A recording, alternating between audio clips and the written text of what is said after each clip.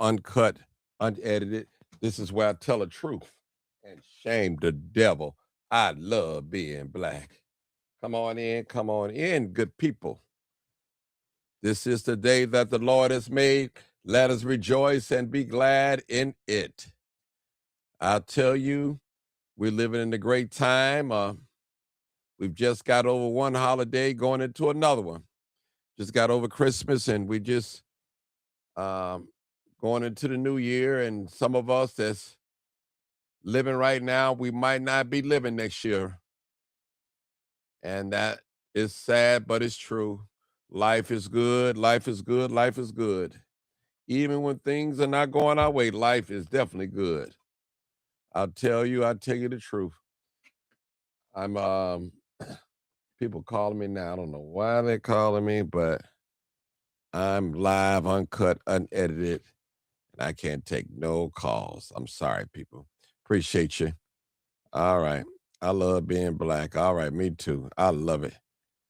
That's right. Smash that like button. Let me see you guys hit that like button. We got something to talk about. We're going to talk about crime, people, the homicides, because I know it looks one way, people, but in reality, the numbers are down. They say, "Oh well, Martin, you taking up for Brandon Johnson again." There you go. I thought you.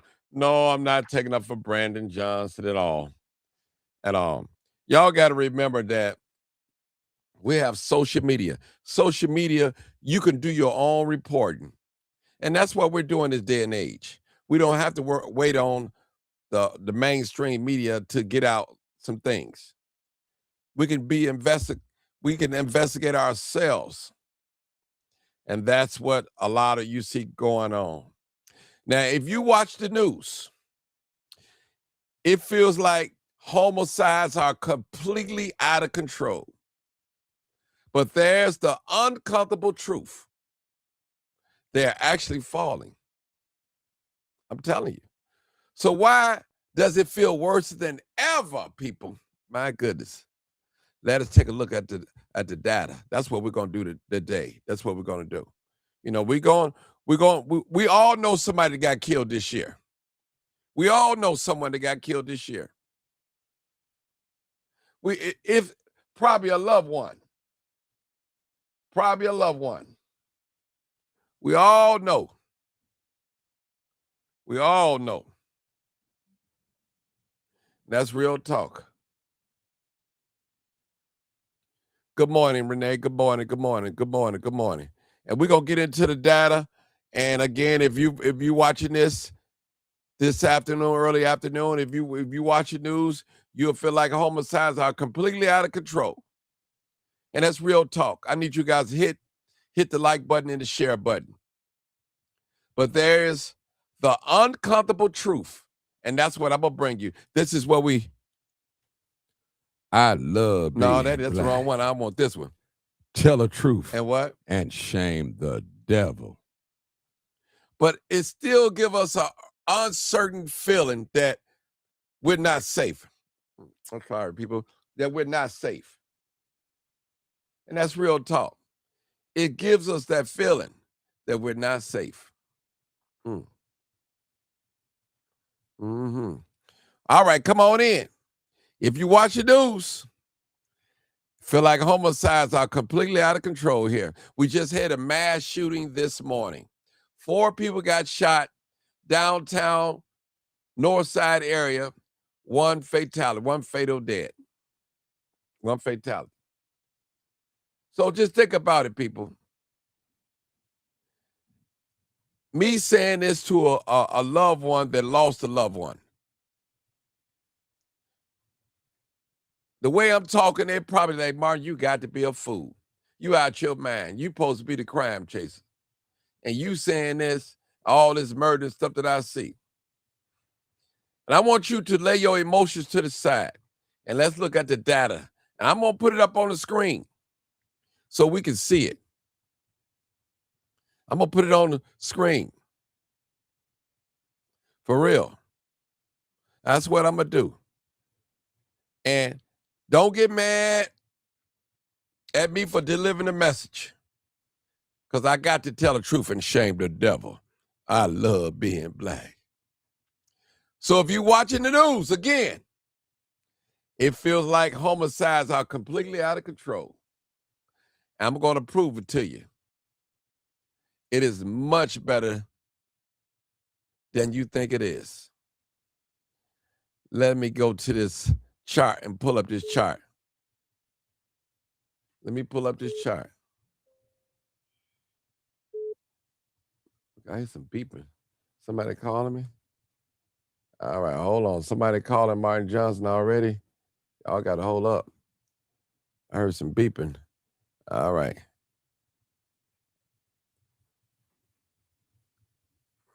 Somebody said, now listen to this, brother. Chico Jones said the data does not even scratch the surface. The majority of the homicides go undocumented. I don't think so, bro. You're wrong on that one. You're wrong on that one. You're definitely wrong. You're definitely wrong, bro. You're definitely wrong on that one.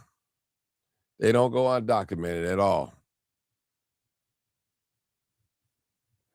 All right.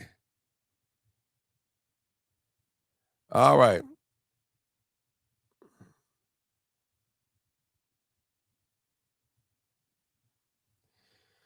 All right, let me pull this screen up. Let me get this. Stop sharing. Let me pull it up because let's go to the data, people. Let's go to the data. Let's see. Let's go to the data. Let's go. All right. Now, this is what we're gonna do. Now, if you look at the screen, and if those of you, I hope you're looking at the screen, you got year 2024, 610 homicides, 2,044 wounded. All right. That's what we got. We had 600. Let's go back maybe 2020. We're going to start at 2020. That's what we're going to do. I hope you guys can see the screen. Can you guys see the screen? Can you guys see the screen? Oh, let me make it bigger. Let me make it bigger. Let me make it bigger. I'm sorry. Let's see the screen here. Let's make it bigger. Let's make the screen bigger. All right. No, I don't want. I want the screen bigger. Let's go bigger. Let's go this way so we can see it. We don't want no problems. All right. This is how we're going to handle this. All right. Now, 2024. We started 2020. Let's look at the numbers. Let's look at the data. All right. 800 homicides. 3,472 wounded. 2021. 856 homicides. Now, if you watch the news, you feel like the homicides are completely out of control. Now, don't get me wrong. We got a whole lot of work to do, people. I say one homicide is one too many. 2022, 740. 2023, 650 homicides. 2024, 610. And right now, where we stand at in homicides. Let's see. All right. Right here. 341. It's a little bit more than that right now. But we haven't hit the 400 mark. And we got like 4-5 more days. Today, the 6/27? Let me see exactly what the day is. 28th. We got like 3 more days. And we still, listen, it's a lot going on. Even just last night, we had a mass shooting. Let me bring that up on the screen. Okay, last night, a mass shooting, a gunman fired 50 shots, leaving 1 dead and 3 injured on River North Street corner. 2:35 a.m., 400 North LaSalle. Male shot, 31 dead.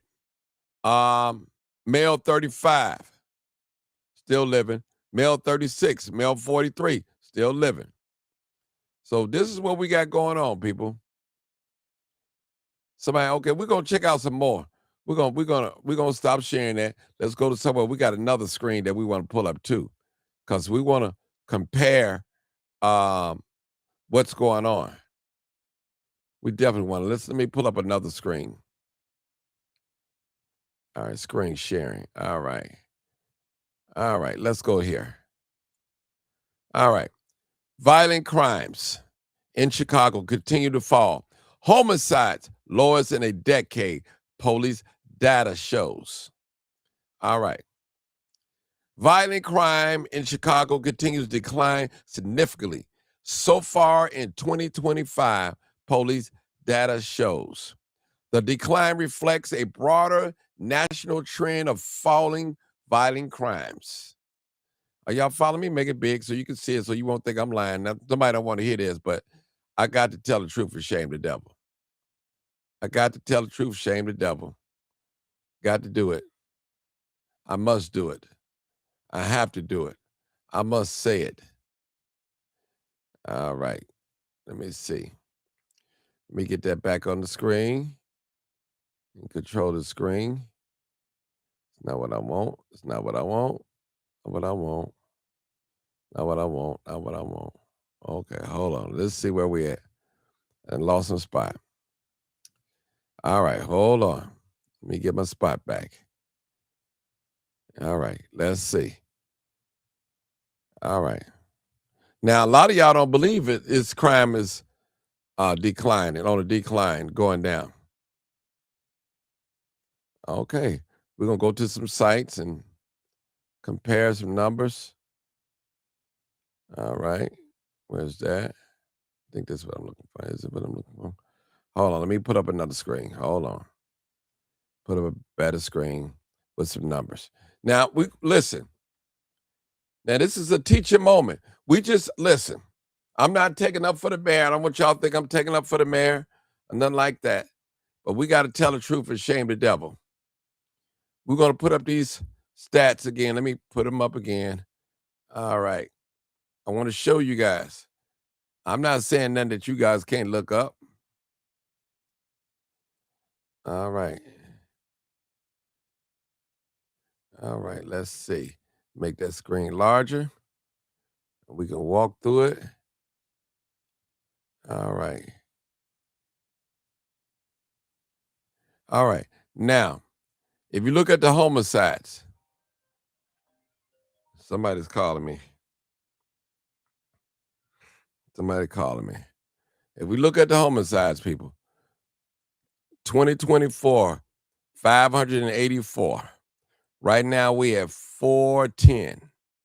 They said that's a 29.8% change. So that's where we at. If you look at this, people, just look closely. Look closely. Look at the chart. It's right there. Screenshot it. It's talking about different crimes. A lot of y'all don't believe me. You say, a lot of y'all don't believe me. But it's much better.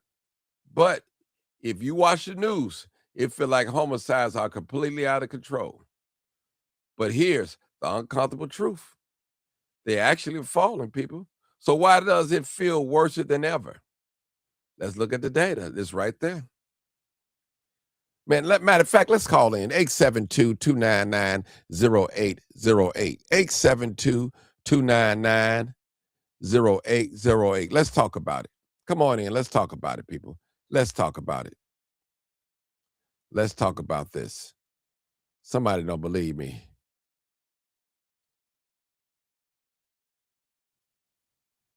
Yeah. My brother said it sure doesn't seem like they're down, but I guess when a whole generation has almost been taken out from violence in this city or other reasons, I saw an episode on Wire where they played the crime rates. So it looked like they did that. All right. All right.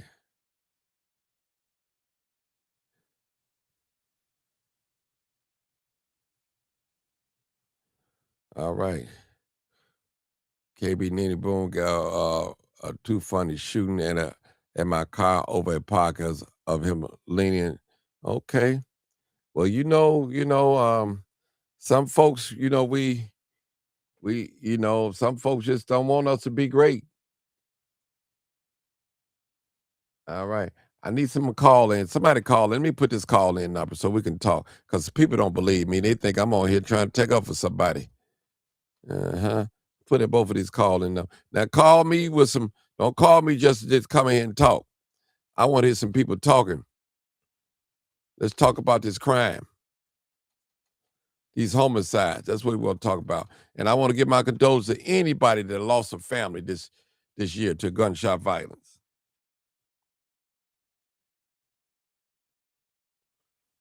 That's real talk.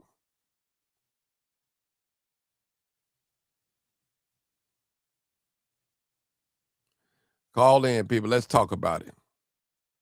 Let's talk about it. Let's talk about it. And we ain't going to cuss each other out. Let's talk about it. Now, while y'all waiting, calling in, let me do a little rant a little bit. I want to rant just a little bit before y'all start calling in. Let me do a little rant. Let me just say something. I want to say something because, as I said in the past, crime here is like repetitious, people. It's like repetitious. It's like repetitious here, people. That's what it's like. It is repetitious. When one lady get killed, then another one. Another expressway shooting, then another one. It's always like that, people. Always like that. I'm sorry about that, people. So everybody know the rules. No sitting in the cars. Well, you should know it in these high crime areas. Everybody know that if you're a young female and you dating a confrontational person that's about that life, you know what possibly could happen. And I asked a lot of you young ladies that's driving these cars not to allow your significant other, your baby daddy, to drive your car. And see, if he go out and commit a crime that you don't know anything about, you're totally innocent. You go to work every day, you pick up your daughter from daycare, and you do the right thing. You're doing things the way the thing's supposed to be done. But for somehow you have connected to this person that is totally opposite the way you live. Now, we've all heard that thing say that opposite attracts. It's almost like a nice, beautiful young lady, she like her a thug. It's like a nice, handsome young man, he likes a whore. But he know he can't marry her, take her home. And the nice young lady know that she got this thug. She's not going to invite him to the Christmas party. She really going to date him low key without her brothers and sisters knowing. Why is it that we're so attracted to something that's not good for us? You gotta ask yourself that question. And it wind up getting us in trouble. I was looking at a video the other day of this older gentleman talking to this younger lady. She wasn't young, but he finessed her out of $50,000 out of her inheritance. Then after he did that, he wanted to take a break away from her. See, some of you women, you're gullible. You're gullible for love. And see, that type of intimate love or companionship, if I may use, or relationship, your parents can't offer you that. So you have to go out and seek that. And you hear on the internet all the time where people, they grew up on survival and not love. And that's real talk. Some folks, they wasn't raised on love. They was raised on survival. And they'll do anything to anybody to get where they need to be. And they're willing to try anything to get from A to Z. Real talk. They'll step on you. They'll lie on you. They have you unalived. Real talk. This is real talk, people. We have to watch the company that we keep. You got some folks that don't know the difference when somebody is laughing at you and not laughing with you. They're laughing at you. You said, well, Martin, there you go again. If I want to hear some preaching, I could have went to church. Yeah, you could have went to church, but you're not at church. You listen to me. God made it where you got to listen to me today. Real talk. Listen, people. Some of y'all know that you got a family at home, and you out in the street 2 or 3 o'clock in the morning, partying, clubbing, and if something happened to you, we're going to feel bad. At least I am going to feel bad.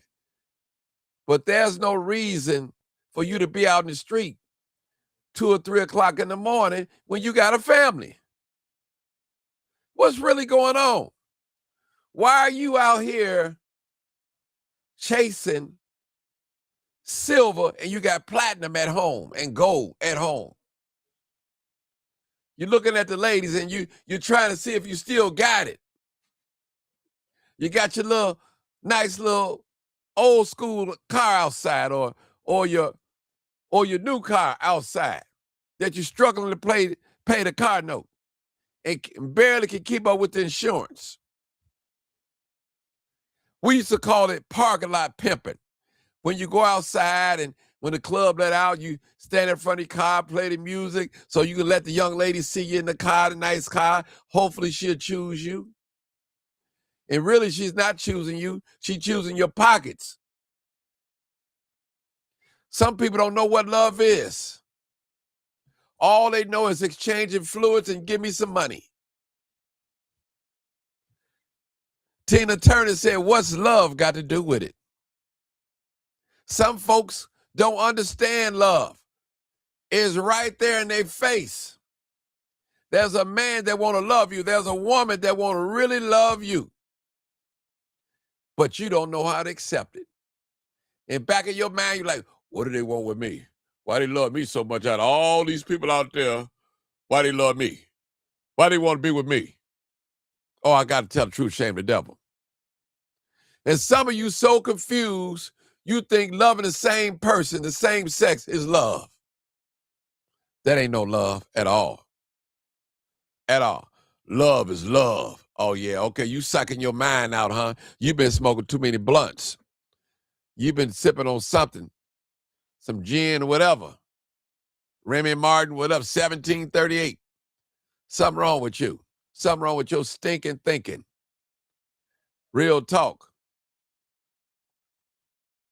A lot of us walking around here, we in denial. We are in denial. We know that the partner that we're living with, the partner that we're dating is no good for us, and we know it.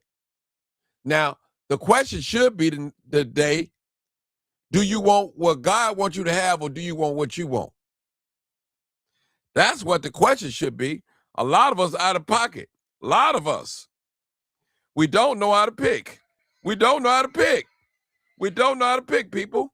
And that's period. We confuse love with sex. We using weed as a painkiller. We using alcohol, drinking alcohol as a painkiller.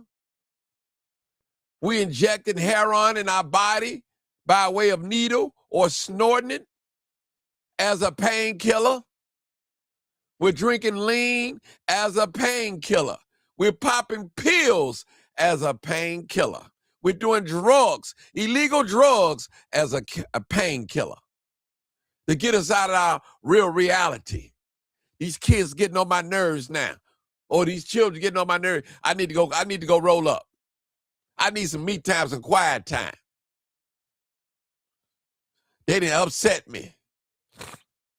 Oh, y'all know I'm telling the truth. Now, if this don't apply, let it fly. We are using drugs. When I say we, as a whole, not me, as a whole, as painkillers. Illegal drugs are painkillers. They are situation killers. They are home breakers. The drugs that we're using. You said, well, Martin, ain't nothing wrong with a little weed. I ain't knocking nobody upside the head. I ain't hurting nobody. But you're using it as a painkiller. It has become a pacifier to your problems. It makes you escape. It makes you feel a certain way in your body and your mind.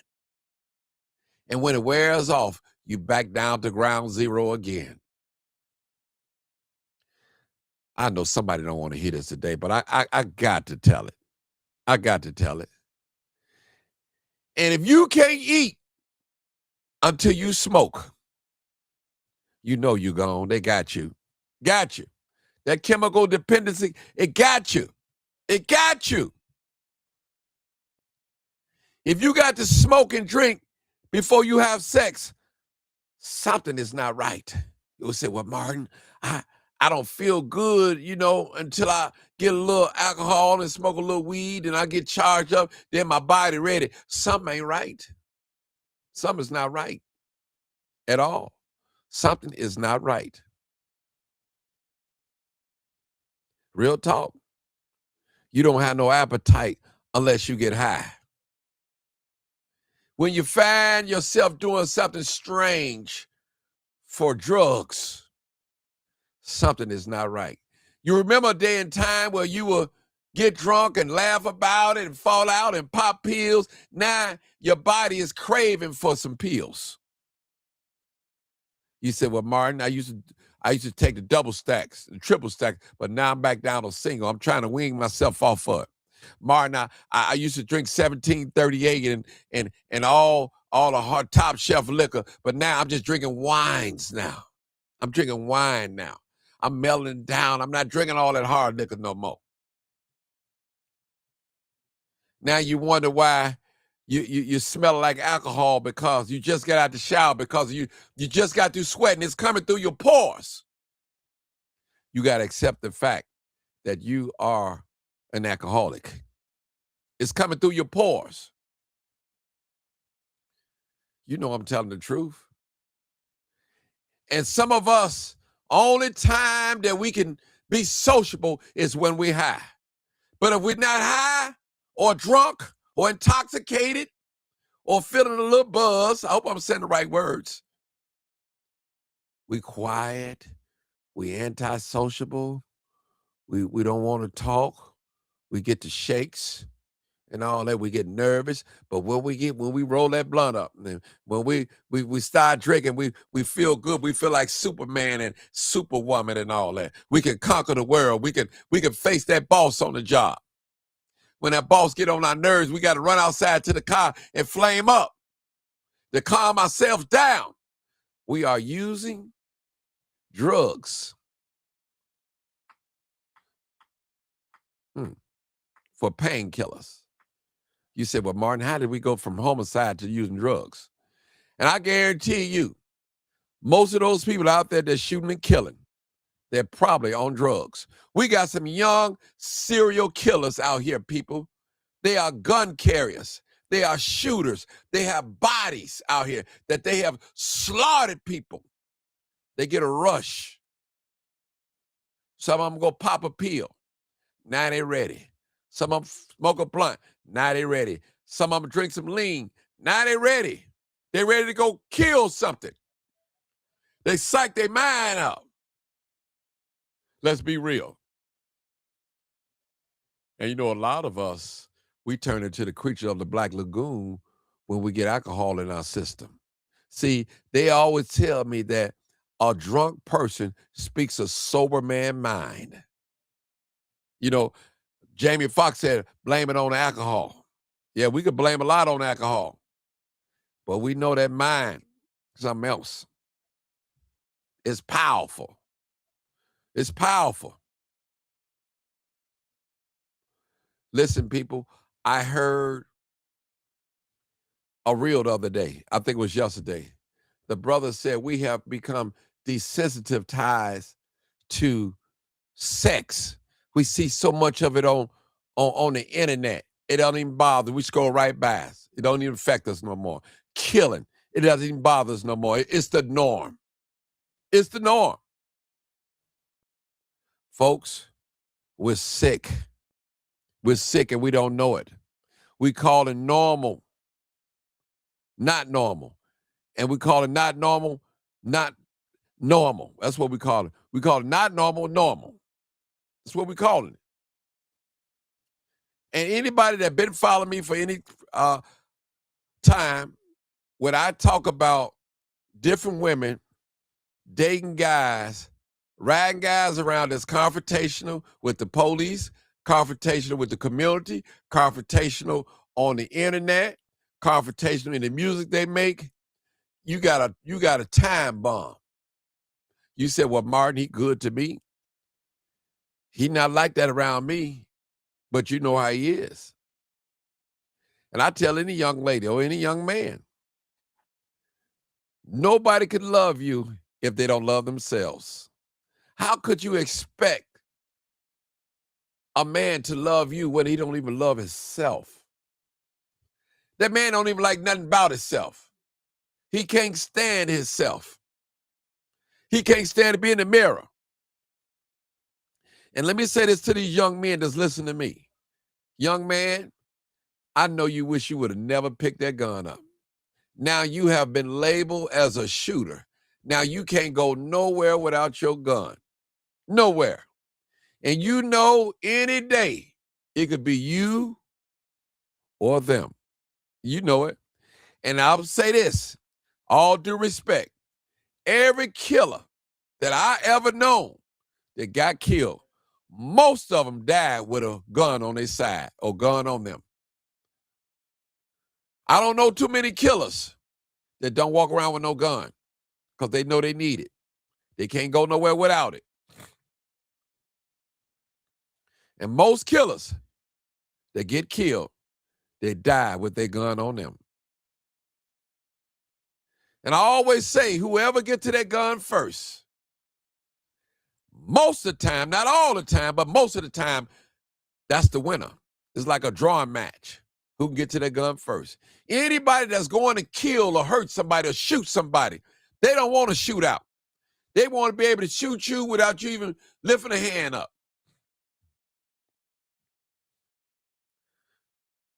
Now, we got two beautiful young ladies got killed within a week and a half. Young lady over there at 80th and Harvard. Beautiful young lady. Killed. Young lady, Miss Isaacs, killed. Car got shot up, crashed, killed. Two beautiful young ladies in their 20s. One, I believe, was 25, and the other was 22 years old. Now, I can't say what was the cause because I wasn't there. But people, this is real. And I'm quite sure both of those young ladies had plans for the new year.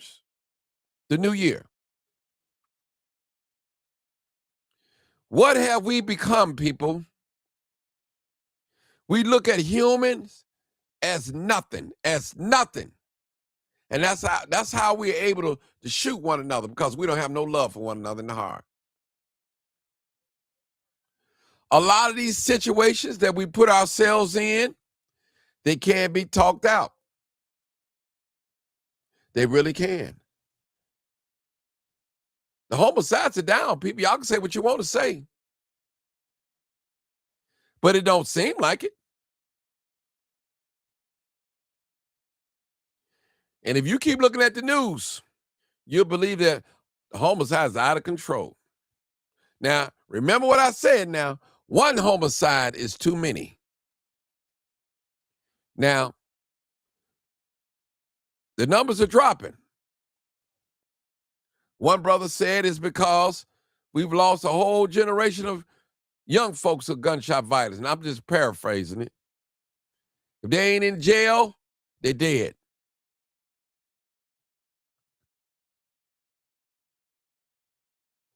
People, I appreciate y'all watching me this afternoon. But Bakes, I came on here tonight, this afternoon to talk about gun violence, homicides, right here in the city of Chicago. I see it all the time. And some of these people that's reporting crime don't care nothing about these people that they reporting on. You're just news to them. You're just a clickbait and you likes. That's all you are to them. And no loved one. That's what it is. And I've learned a long time ago, you got to be careful how you speak about the deceased and the one that got shot. Let the police be the police and let the reporter be the reporter. Real talk.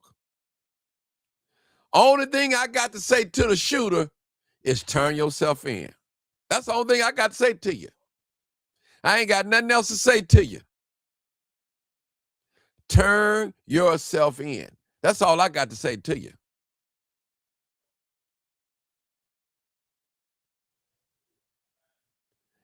And to my shooter, once that bullet leaves that chamber, come out that barrel. Has joined. You can't hit no reset button. This is not Grand Theft Auto or whatever you want to call it. This is not a video game. This is real. This is real, people. When you shoot and kill somebody, it's real. Some of you guys out here killing folks for a sport. Because he looked at you. He cut you off. Or he said something to you on the internet. Now you load up. Got your gun, now you want to go kill somebody because of conversation on the internet. Something is wrong with you, my brother. Something is wrong with you. You get into it with the police all the time. You get into it with the people on social media all the time. You get into it with the people in the public all the time. You get into it with your parents. You get into it with your friends. You get into it with everybody. Everybody got a problem but you. It's everybody's fault but yours. You can't get along with nobody. You're too mean. You're too selfish. Don't nobody want to be around you because you're not right. Your vibration is bad. Your energy is bad. We all know somebody like that that's confrontational. We all, listen, if it's a nephew, if it's a son, if it's a daughter, if it's a cousin, an uncle, or father, we all know people that are confrontational with everybody. It's everybody's fault but theirs. They take no responsibility, no accountability for their type of behavior. It's their baby mama. It's their father. It's their sister. It's the social media. It's the police. It's the community. It's the nosy neighbor. Now it's their friend. I see you, Bill. I'm coming to you. This is real talk. Okay. People, don't y'all feel me this afternoon? Why you think young people can go and shoot and kill somebody? They have no morals. They have no fear of nothing. Nothing. When you don't fear God, I'm afraid of you. When you don't fear nothing, I'm afraid of you because there's nothing, you have no boundaries. None. None. Whatever your heart feel like it, that's what you'll do. I remember my old pastor used to say, he's deceased now, bless his soul. He said the lowest thing, the dirtiest thing that you can think in your mind, there's someone out here that's willing and capable of doing it. Real talk. You know what? God knew what he was doing, y'all. Because if we could read each other's mind, my God, it will scare us for some of the things that's in some of these people's hearts and minds. Wickedness, low down, dirty, treacherous. Some folks, you got to scratch your head. You're like, man, did I sleep with your wife? Did I Do I owe you anything? What did I do to you? What did I say to you? I mean, why you into it with me? I don't owe you nothing. Did I look at you wrong? Did I disrespect you? You got to ask yourself that question. Some folks just don't like you because they don't like you. They don't need no reason no more. It might be because your hair too long. It might be because of the car you drive or the woman you date. You don't know what it is. With sick people, we need of a physician. We're sick. I'm telling you, people, we're sick, and we're taking illegal drugs for pain medication. When we want to cool our mind off, we drink. Has joined. When we want to before we have sex, we gotta get us a little shot of Hennessy or wine or roll up or something. We gotta hit the Black and Mild or something. We gotta do something. We gotta pop a pill. We gotta drink some lean in order to get in the gear, in the mood to party. In order to go on this job here, we gotta smoke because we don't like our boss. The boss get on our nerves. But let me go to this car and smoke me a blunt before I go in there, because I'm gonna go off. If I don't smoke this blunt, I'm gonna lose my mind on. Hold on, my sister. Hold on. I got one in front of you. We're gonna lose our mind. But I'm gonna let the guest call, because we still talking about homicide. These are the things that lead to homicides. Come on, Bill. Then we got another guest right behind you. Go ahead, Bill. Thank you for waiting. Okay. I know I said a believe lot. Go ahead, bro. The numbers are down, but it seems like they're up because of social media and the age that a lot of these people that are getting killed or shot. They in the age group, a younger age group. So an older person or a person that's a parent have some kind of connection just because of the age. And with social media, the news flow fast. It might be 4 shot, 1 dead, but within an hour, it did touch tens of thousands of people. You know, even if they don't know them directly, there's a connection. The connection is the neighborhood or being black, and I wish it could get lower and some other issues be addressed because we black. There's a whole mess of reasons that they're down, could be down. The possibility it ain't as many guns being poured in. The drugs are less, and the jealousy factor is down compared to some of the higher shooting rates in past years. Everybody had a reason to go at somebody out of jealousy. Mm-hmm. And I'm going to end it with that. Okay, my next caller, 2742. Come on, caller. Thank you, Bill. I think that social media makes it seem like crime is up because you see people constantly arguing, being aggressive, or you just see people fighting. So I think people not really shooting each other, they're just fighting a lot. You just see more of aggressiveness. And then, like you stated too, that alcohol and liquor, it's the feel better drug. Like that's what you see mostly everybody do. Smoking weed, drinking, popping pills. So it's like that's mellowing them out. And you gotta look at the sexual thing too. It's the wintertime, the fall time, people laying up, playing up, right? Mm-hmm. And then you also have, a lot of them hitting licks and robbing because they need some money. So killing somebody really ain't gonna give them money, but so let's rob a truck, let's rob a bank, because that's what let's rob people.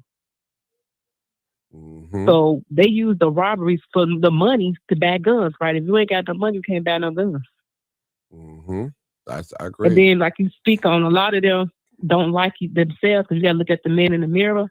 But it's like a community plays a part because we all, you have a family member that knows somebody, and they know what happened. But when it comes to their family, then that's when they cry wolf. But they have family members that live these type of lifestyles. It's like it's generations of this. This is not just something new. It's been going on forever, but it's just social media spotlights it. We can't hide it in the projects. We can't hide it in certain neighborhoods. It's a spotlight on it. And then there was a time when people did certain things, they did shameful things. They kept it shameful in their closets. People don't have no shame now. The things people do, they want you to know they're doing them because they hope to get those likes and clicks for money. Social media has become a panhandling place. People don't care about you knowing their sexual things and all the things they do. They don't care you know. They want you to know so they can get money for it. No one has to say, you know what, this is nobody's business. It's everybody's business. I want you to know my business. I don't care about you knowing my business as long as I get some money from it. But trust me, it has to affect them in certain type of way because they're human. But then there comes the drugs, there comes the weed, there comes the liquor, there comes the sex. All those things play the part of not having any shame. Mm-hmm. And it's like, it's not going to get me better because it goes this way. People hang around people they are a lot of like in common. If all my friends a certain way, and I'm going to say, well, who's going to correct me? The only way they will correct them when they get into it and talk about it. That's the correction. They ain't going to correct them while they friends. They correct them when they're not friends, and it's not in a good way because that's when they talk about them. But then when you talk about your friends, you talk about yourself because you hang around with you. That'd be a lot like that. The people that stay away from stuff like that, they don't like them very much. Like, I don't indulge in stuff like that. And if I speak on something, you speak on something, they're not going to like you very much. Unless you could be an assistant to something, information that's probably come within a family like that. You being within the community a lot and community outreach, they're going to like you enough when if you can help them. But the stuff you speak on that could prevent all these things, they don't like it. They never like it. It's only when it affects them. Hey, Martin, could you do this? Could you do that? And you probably with the good heart you have, okay, sure. But before, when you was telling this, like the stuff you're speaking on today, they tune their ears out to it. I don't want to hear it because he's judging us. You're not judging. You're just saying what comes with cause and effect. It's like, aren't you tired? Aren't you tired of you killing yourself slowly? Actually, when you're drinking a lot, you're killing your liver, you're killing your body. They don't understand that drugs has an effect on your body and your mind. They're young now, but when they get older, it's breaking their bodies down. They don't even see it. You killing your community off. The sons down, the daughters down too. No fathers, no mothers. So the kids are raising themselves. The generations are wiped out. They don't want to hear that because they live that. No one wants to see and look at themselves in the mirror. Sometimes people turn away from themselves in the mirror. The only way they find themselves looking good is the outer appearance, but they won't work in the inside. You see that all day on Facebook. Most of you see prostitutes and you see thugs. Everybody is on a show. Everybody wants you to see them outside, but they don't want to talk about the inside. That's when it goes to what you just spoke of. They got to be drinking, they got to be smoking because they don't want nobody to know the real them. They don't want nobody to know how to think because a lot of them don't even think. They're not thinkers. Mm-hmm. So everything affects them, but they don't want to talk about it because they feel if I share my feelings, I'm vulnerable. Yes, you need to be vulnerable. There's nothing wrong with being vulnerable. You don't got to be vulnerable all the time when you're naked because that's the only time they want to feel vulnerable when they're naked. That's not the only time you want to feel vulnerable at all. And it's like the Black community failed to get counseling. Nobody thinks that they need to go to counseling. The Black community could benefit from counseling more than anyone because it's past traumas. There's so many things that have went on within our people, even if it was, within our grandparents, within our mamas. This stuff is the full circle thing, but no one wants to talk about it because it goes to we're being vulnerable. But y'all be vulnerable all day naked on social media. Y'all be vulnerable when y'all tote guns. Matter of fact, I think this young lady arguing with another woman yesterday over a guy. She's all the girl. It's just silly stuff. We put so much time into silly things. But when it's time to come together on something real, no one has nothing to say. Everybody's quiet until it affects them personally. Then, hey, everybody needs to, we need to call the police. We need to do this. But then you say, F the police, I can't stand the police. They don't make it make sense. And then when you speak on it, they get mad. They always angry. Anyone who speaks the truth about things, they hate you. They can't stand you. They feel like you're judging them. No one could judge anybody. It's just a hit dog will holler because they live that lifestyle instead of saying, hey, you know what? This is the lifestyle I live. Can you help me become a better person? How can I start? You can start with yourself. They don't want to do that because it's too much work. But when it comes to fixing the outer appearance, they will spend thousands of dollars to fix the outer appearance while they walk around with a mask on. Mm-hmm. No one wants to hear the truth. And that's what's hurting us. No woman, no man want to hear the truth about themselves because it's ugly. All of us is not pretty inside. We all had to change one way or another through life. We all wasn't, you go through the stages of life. There's some things you probably did in your past. You can look back and say, what was I thinking? But I'm glad to be the better person I am today. Yes. But people don't like to see the ugly parts of themselves. They don't want to see it because they want to keep their mask on to be pretenders. And that's what we live in, a bunch of delusional people. Delusional people that just don't like themselves. No one likes themselves. Everybody want to pretend they have all these things, like you said. they got car notes they can't even pay for. You got people renting out things they cannot afford to appease people who don't even care about you. They don't care about you. Some people go to your funeral just to see how many people came and see that you were buried correctly. They want to see the flowers you got. They don't care about you being in that box. They just want to, you know how they say the town came out. Some people don't care about you. They go right back to their family the next week. They don't care about you. Your family may care about you. They're the only ones that's going to grieve. People do not care like people think. They need to stop trying to impress the community. You know? But that's a big part, too. You mentioned people pleasing. People pleasing. Yeah. Yeah. And you know, we got some folks that's watching me right now, watching us, and it's on our social media. As long as they got you thinking they doing okay, they satisfied with that. They don't care about being okay, but if they got you thinking that everything is okay, they satisfied with that. And see, let me go to the next caller because I'm gonna keep rolling. Let me get to area code 918. Come on, caller. Come on, caller. Come on, caller. This Oklahoma. How you doing? Hey, Oklahoma. How you doing? How you doing, bro? How you doing?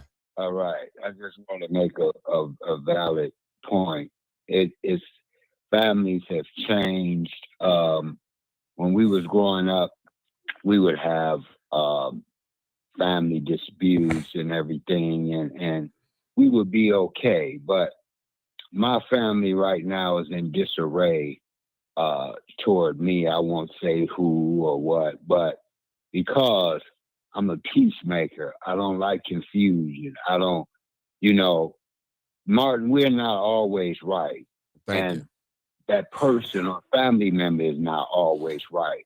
But nobody never admits that. It's always, and me and my wife talk about that, everything is on me. You see what I'm saying? It's my fault.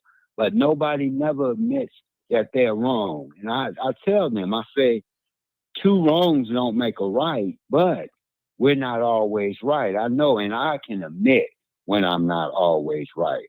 But it's a hurting feeling because the family wants to disown me. I look at people and family members, people that was on drugs and all these things, but they love that person. You see what I'm saying? So it's the enemy as well as playing a big part in it. I keep moving. It hurts me, but it's like, man, we are family. So we have no one else. So if we don't look out for each other, nobody else is not going to look out for us. I'm not saying that. There's good people out here in the community. There's good people out here in the world that will come to your aid. But I'm always the peacemaker.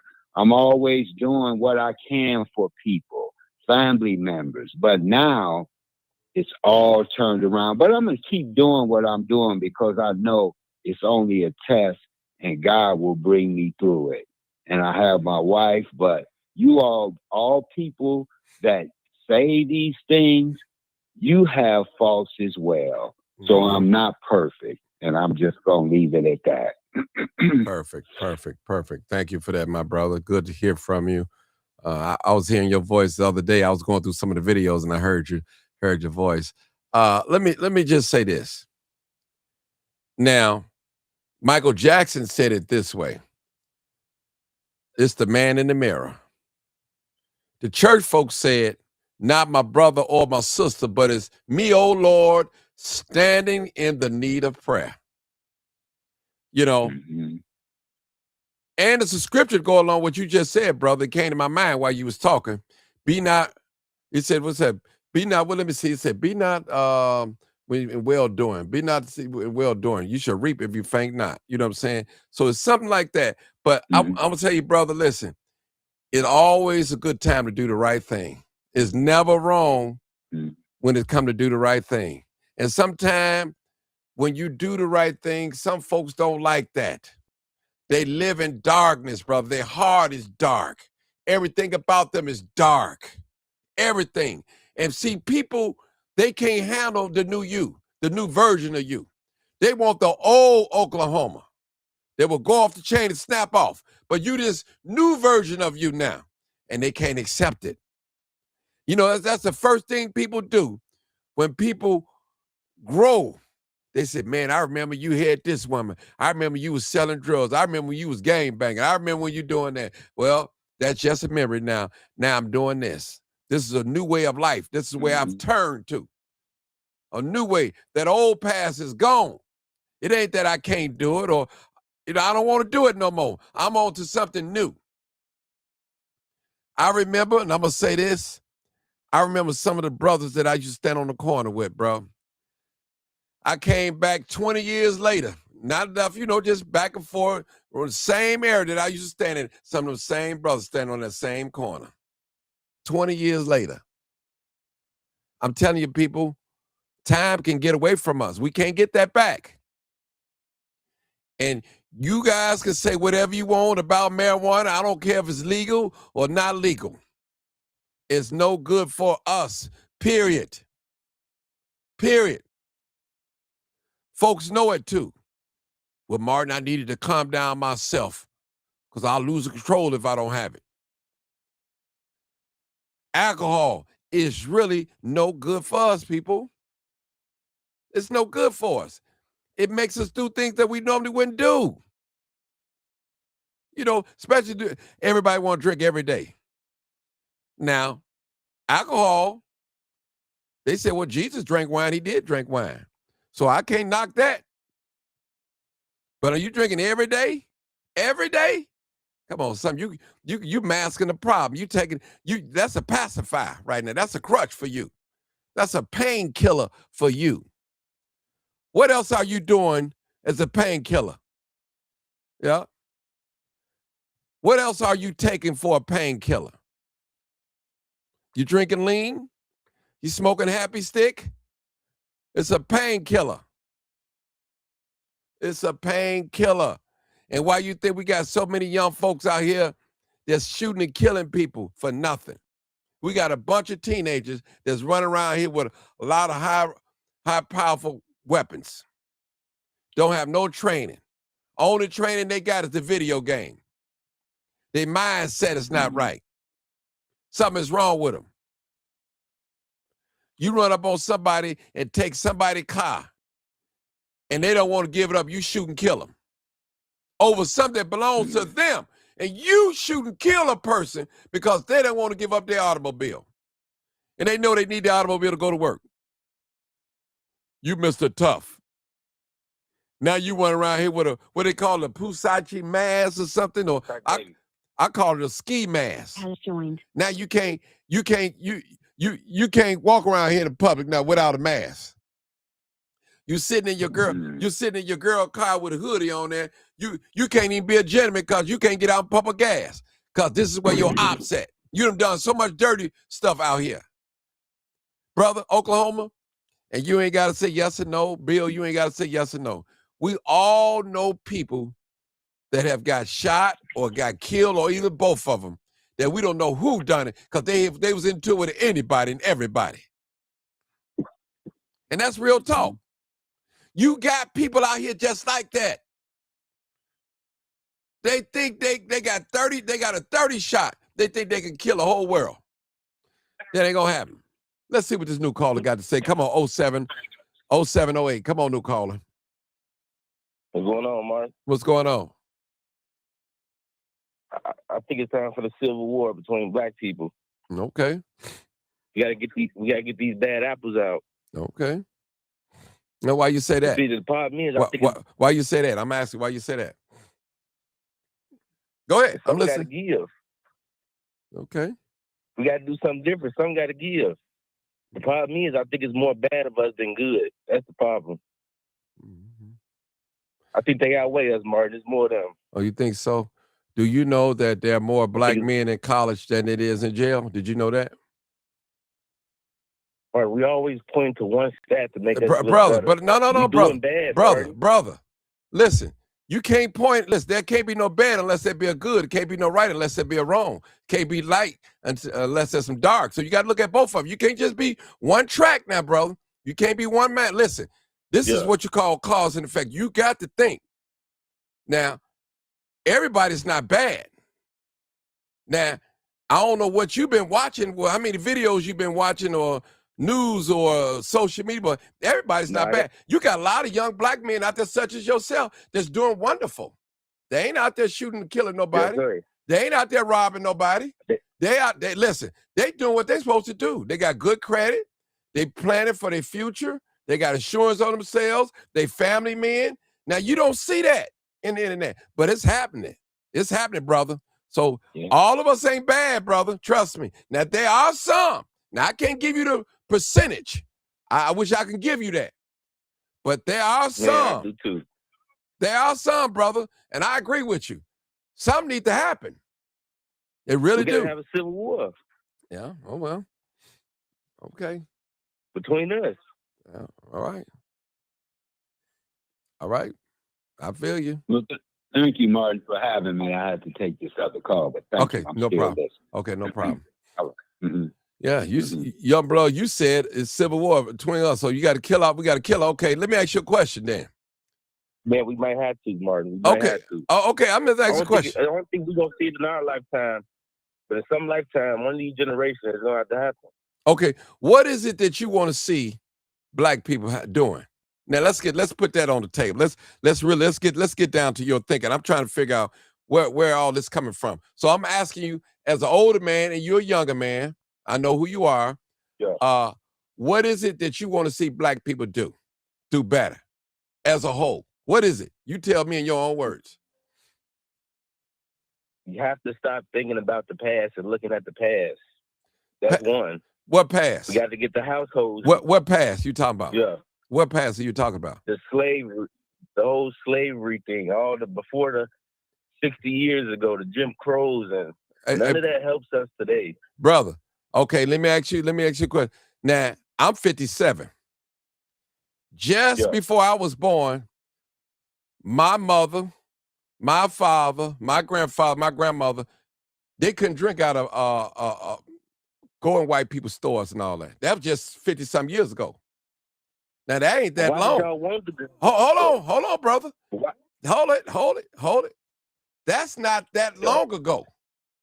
Now, if anybody, listen, this is what I need you to do. I need you to find some Jewish friend that you have, work with or something, and tell him to forget his past and see what he tell you.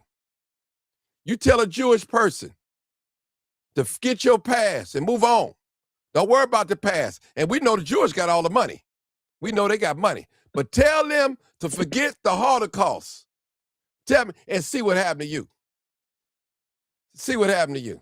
See what they say. Go ahead. Can I intervene? Can I say this last thing? But every time I hear older guys, someone from the older generation talking about the past, it's always a horror story. They made us out of furniture. They did this. They did that. Those negative things from the past doesn't help us. How's that negative? It's always a horror story. How's that negative? It's always a. They did it. It's so somebody. Story. Hold on. If you was given up for an adoption, all right, that's the truth. That's the truth. That's not negative about that. That's the truth. That's your past. So you're supposed to forget. But if I went to, you're supposed to forget your past and just move on. Don't. Hey, I've been adopted. So what? Go ahead, my brother. Go ahead. Go ahead, Bill. Next. Get stuck on the past. Black people. Ahead, Bill. Yeah, I wanted to say this. There's not another race of people on the face of this earth that has been asked to forget their past. Your past is part of your history and your foundation. No matter that it might make somebody feel uncomfortable, but in most cases, it don't make people that don't look like us feel uncomfortable. The whole thing in a nutshell is the young guy say it's holding us back. No, it's not holding us back. Recognizing a problem is the only way that you can solve a problem. And all of these horrific things that has happened, we got a timeline and a time frame from slavery to Jim Crow. Now we talking hundreds of years. To Jim Crow, to redlining, to immigrants taking our place in society, all the way up in the drugs, all of this. This is not that long ago. The immigrants This is in this season. So we've been forgetting about it, and look what we had. It's still happening to our people. Stand up and face it. This is the only way we're gonna get past this. And young blood, let me ask you a question. How do you feel about reparations? Since you said that, I don't think we need it. It shouldn't be no money. It shouldn't be dollars and paper. What? Now, let me just correct waiting for a yourself. big paycheck. He got the wrong What's perception wrong of with that? So what are the Ukrainians? So are the Ukrainians and the migrants right now waiting for a big paycheck? So was the Germans. So was the Jewish people that our country and our hard labor and our black tax dollars are paying for the Jews for something that didn't even happen here. But this one thing I do know, if they ain't waiting for a big check, when they get there, they're going to spend it much better than we going to spend it. We can't keep lying to ourselves about this. Well, it doesn't matter what a person's spending on. If your lineage is part of receiving reparations, it don't matter. It don't matter. See, you got, I hate to say it, young buck, you got a white man's perspective worrying about what. Hold on, listen. When I start talking, Uncle Tom, no, Django. I didn't call you no. I didn't call you no derogatory name. I put you in a class because it's the truth. You're avoiding the truth. You worried about what somebody else is going to do with their money. But check this out. I'm going to give you a prime example. It don't matter what a person do with their money, whether it's right or wrong, or if you agree with it or disagree with it or indifferent. It's theirs. As long as they got it. It's their choice. Hold on. But check this out.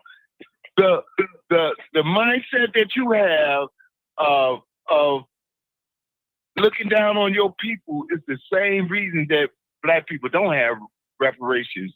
The powers that shouldn't be, the people in control right now, they feel the same way you do, or use it as an excuse in their mind, when if the black man is responsible for trillions of dollars in this economy, it would be the biggest spark in our economy. They will make more money than anybody that ever touched it. But you got an ugly heart. You got an ugly heart when you don't want to release it, so that these people can have a debt that was made, a debt that was promised. It's something wrong with your mind and your heart. It is. When you don't want to give it to them because whatever reason you can come up with in your mind. Let him talk. Go ahead, bro. Go ahead. That's what I do know. If we got the reparations and everybody was so happy, we finally got them, it's going to be gone, and we're going to be right back here on Martin G. Johnson podcast looking for a solution.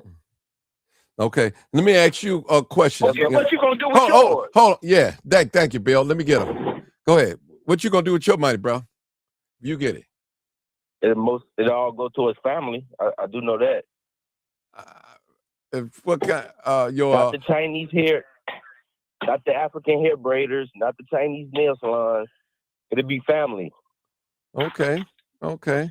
No investments. You just gonna just give it away to your family, right? Oh yeah. We're gonna do stocks. That's gonna come with family. That's advancing the family.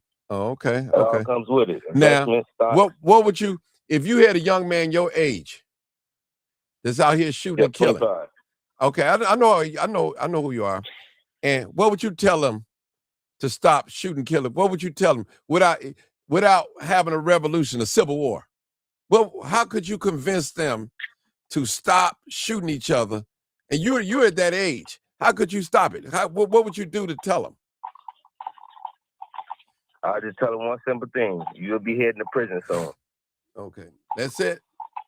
You wouldn't tell him. That's You wouldn't tell him. Watch you how you do it. I mean, do you work or do you go to school or what do you do with yourself? Oh yeah, I work. I'm working to get into law enforcement. Okay, all right. Now, So I tell that brother, hey, you heading to prison. Okay. Yeah. You tell me he headed to prison. Okay.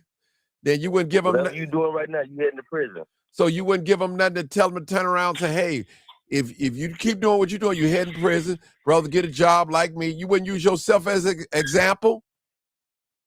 If he's looking to do better, I'll give him some avenues to do No, better.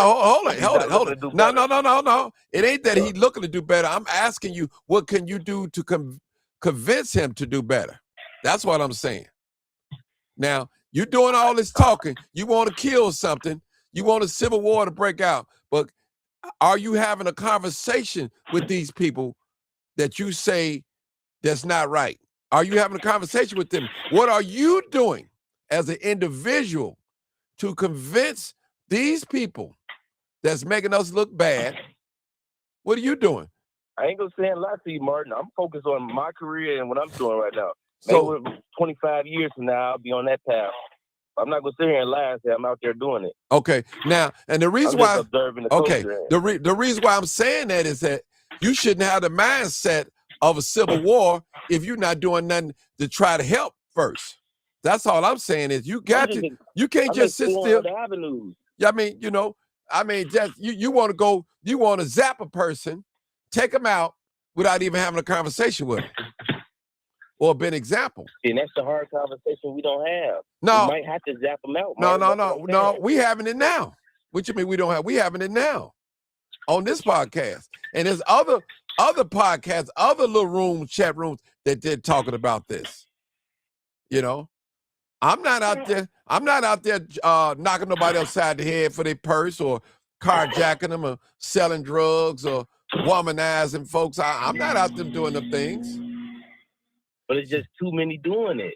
You don't know. Well, how many doing? We don't know, brother. Hold on, Bill. We don't know the amount of people that's doing it, bro. Now listen, here in the city of Chicago, we had 600 killings last year, I think it was. Now this year, we're going to be under 500. We a little bit over 4. We got like three more days for the year. And is that not an improvement? And check it out. All those homicides that you see, that don't mean that they are all black. You got to remember that too. See, most black people, I'm gonna show you how they think it is. When they see a person get murdered, they're assuming that it's a black person. When we see a school shooting, we assume that it's a white person. So we have these things, these crimes painted in our mind that who's known to do these things. So what I'm saying to you, brother, if you're going to be in law enforcement, if you're going to law enforcement, which you at the right age, which is cool, you got to open up your mind to think, brother, because you'll pull that trick on somebody quick. If you see a black person with locks, okay, what I'm saying, with the mindset that you have, it's not right because you'll think every black person walking down the street is guilty and they have not committed no crime. I know it's not every black. I'm just saying the percentage is too high. I know it's not every Well, what black. is the percentage? I know you don't every know. shooting isn't black. Well, what is the percent? Now, I gave you a legal stat. Nobody can pinpoint the percentage. Well, I just told you. Nobody can pinpoint the stat. Young man, didn't I just tell you that? Know it's a lot of black people doing it. Hold on. We watch it every day. Didn't I just tell you that there are more black men in college than that are in jail? And you had a problem with that. I ain't got no problem with that. Yeah, you did. Good for the brothers. Yeah, you did. You should have been like, you know what? But did you know that? Did you know that? No, I didn't. I know the stats they throw out. Black women the most educated. Black men like. Well, what's wrong with them? See that though, Mark. What's wrong with those stats then? Is something wrong with?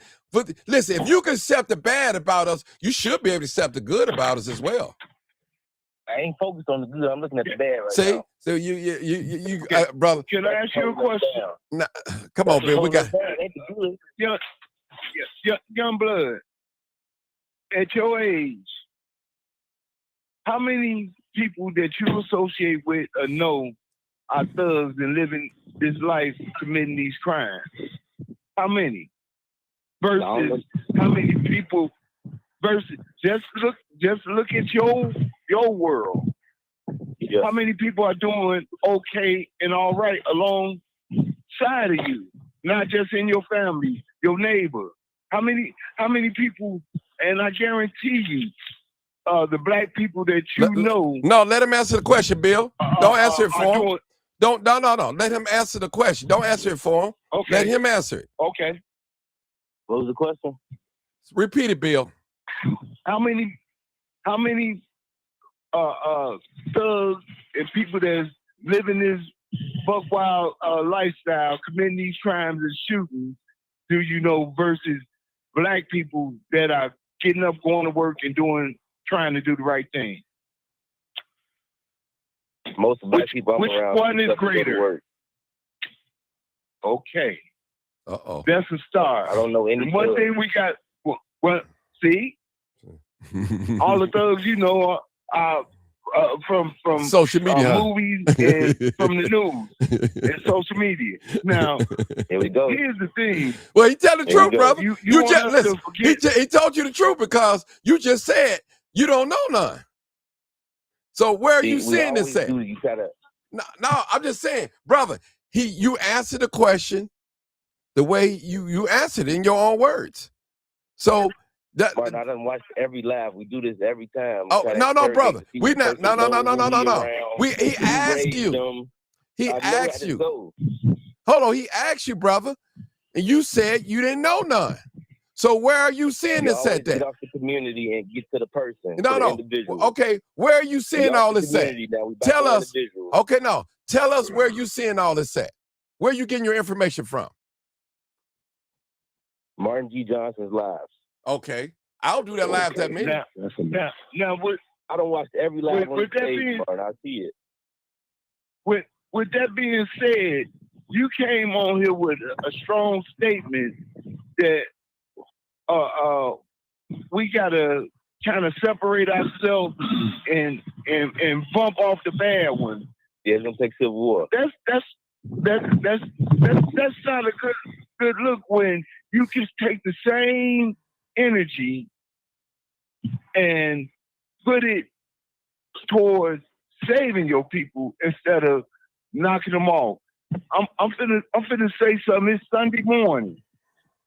We gotta first realize you want us to forget our past and all the struggles and everything. No, we can't do that. Right now, the first thing black people gotta know, you gotta stick together and let your color of your skin shine over anything. We fight against spirits and principalities right now. An old system that's been around for hundreds and hundreds of years that has had its way with not just our the hood, with our people as a whole. Now, we pray. I pray that things change. It's enlightening to hear the stats that Martin presented today.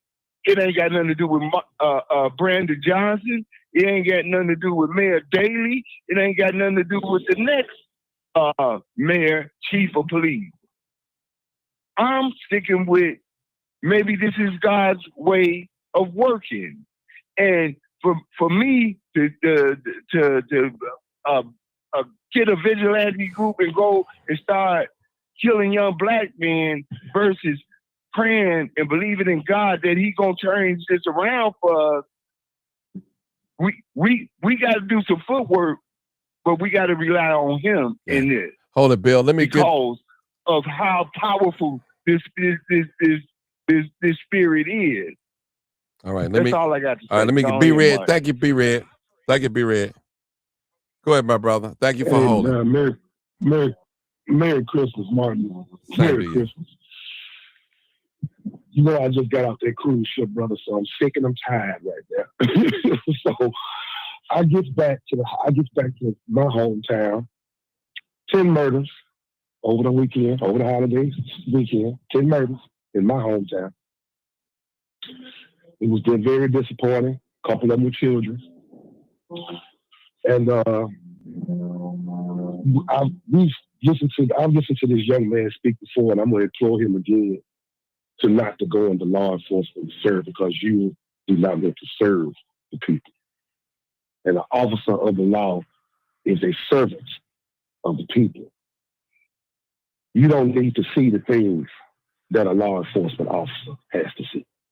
Your mind is not prepared for it. It's just not. You are a very intelligent young man, and you have a good heart, and you want to see the best for our people. We have been in a civil war, young man. The forest is so big you can't see the trees. We've been in a civil war. We've been shooting and killing each other down real good, at least since 1970. If you were too young to remember the 80s and the early 90s like Martin and Bill, I have. So I'm going to want you to listen to me real good, young man, because I want you to live a long life. You stay away from law enforcement, sir, because you don't want to serve the people. You want to incarcerate and hurt the people. And the main job when you come up on the scene is, how can I serve these people who are in crisis? Because if they see you, more than likely, they having the worst day of their damn life. And I ain't talking about you putting somebody over on the turnpike for a traffic ticket. I'm talking about you coming up on horrifying, unforgettable stuff that you would never forget in your life. And you've already got an opinion about things in this world and in this life that you've never even seen before. Your life is the norm, brother.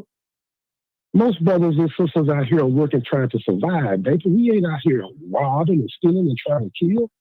That's the fringe element of our society, just like it is for all society. Understand that. You're talking about 1 or 2% of our people are involved in this kind of nonsense. But you got 98% of us trapped in the hell whole bucket with these people. They are kids and grandkids and nephews and nieces that's out here dying, brother.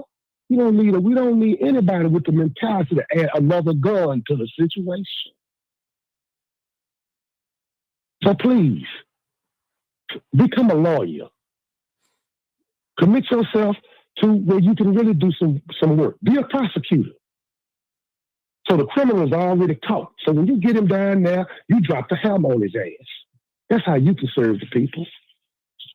But for you to be running around in a squad car with a gun, with one of these tobacco chewing crackers, no, that don't need to be you, brother. That don't need to be you. Because you don't want to serve the people.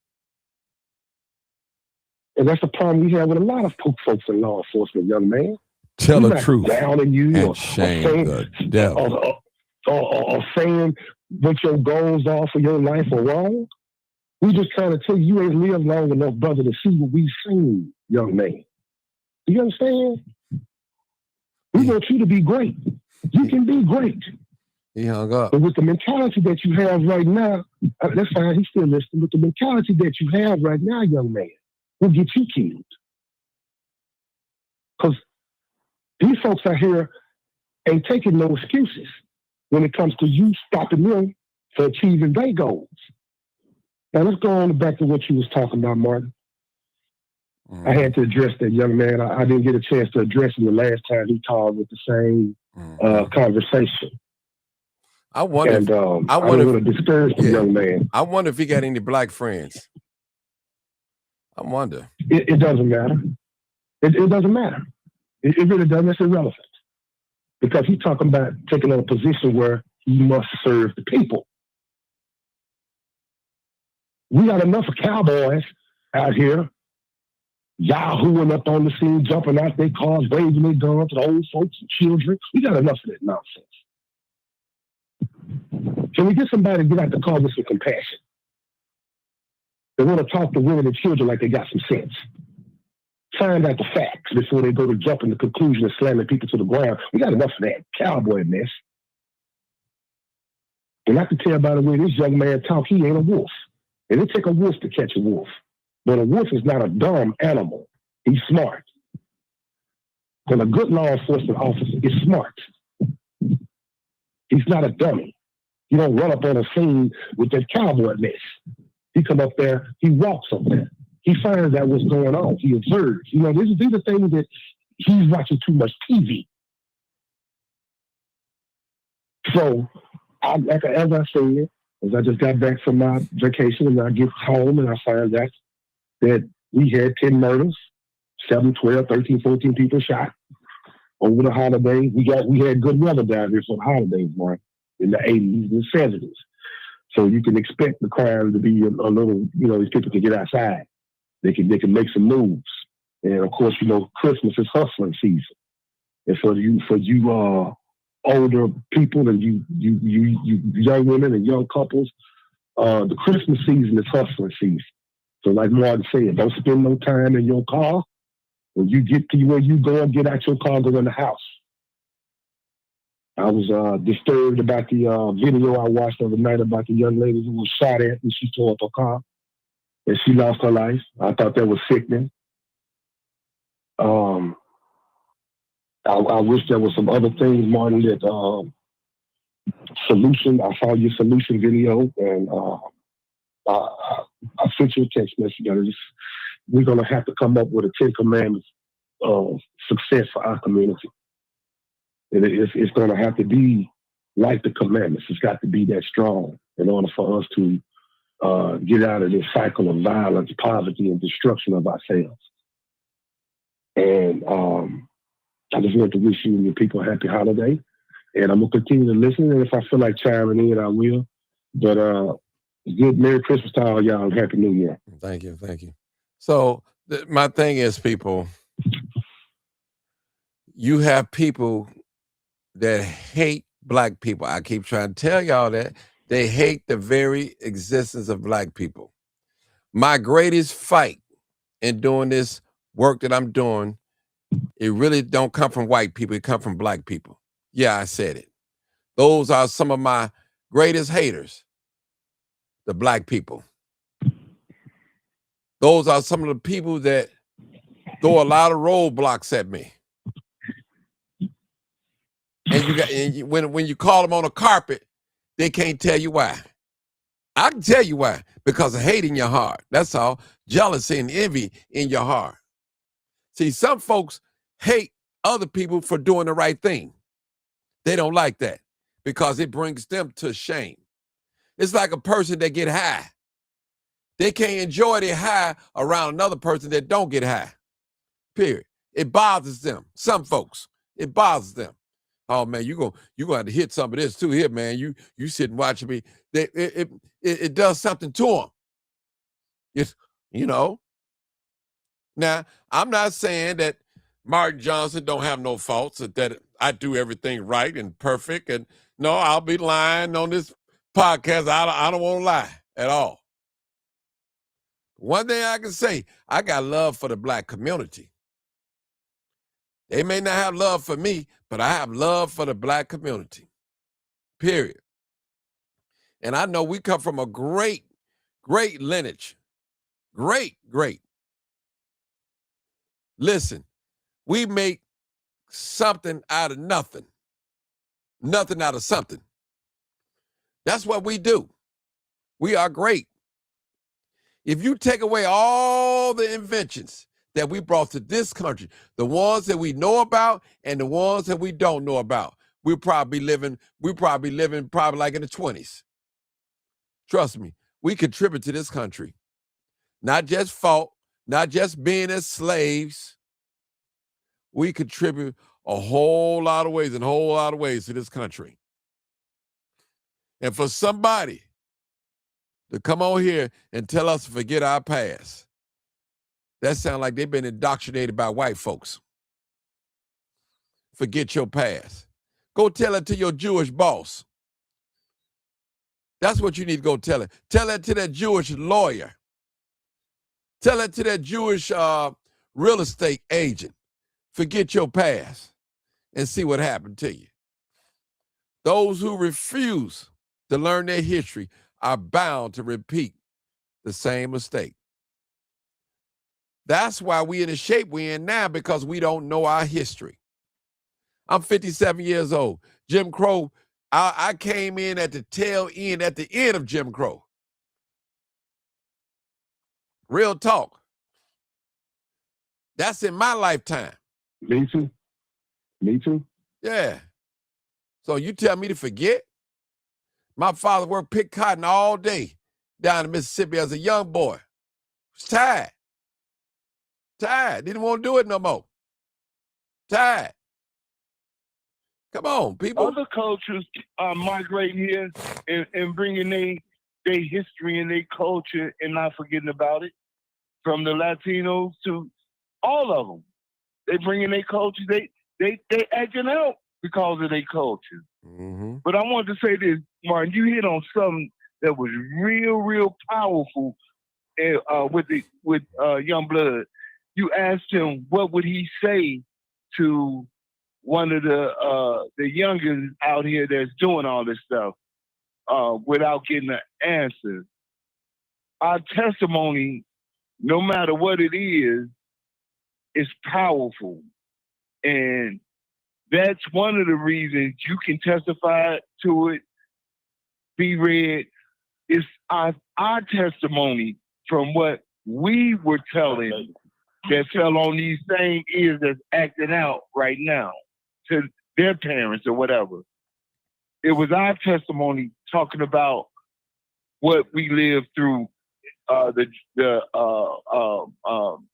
drug crack epidemic and how things were when the murders was 800 and 900 a year. Mm-hmm. So I'm proud of the work, or whatever reason it is that the numbers are down. I just pray and hope that they continue to go down and our people come together and don't forget your past. But see, and remember that your past, that you Black. But think, Bill, see, the thing is, all those homicides are not Black people. That's the thing that people. Yep, you're right. See, y'all, our mind, man. Remember, I said a long time ago, Bill, if you go into a gun show, a gun store, and buy a gun, and if you got a Black person in mind that you're gonna shoot and kill, they got you. Your thinking is stinking. They got you. See, this to show you how conditioned your mind is. Every time you hear about a person get killed in the Black community, that don't mean necessarily it's done by a person in the Black community. I'm telling you that, people. Believe that. So we got to get out of this condition, this thinking. Uncondition your mind. That's all I'm saying. Young Blood, call back. I'm gonna let him talk in a minute. Your mind got to be thinking. If you out here, you don't read no history books, you don't care about your history, they got you. You got to know who you are. Trust me. You got to know who you are, your origins, where you come from. You have to know these things. Black people are great. And I want to ask you, I'm going to ask you another question, brother.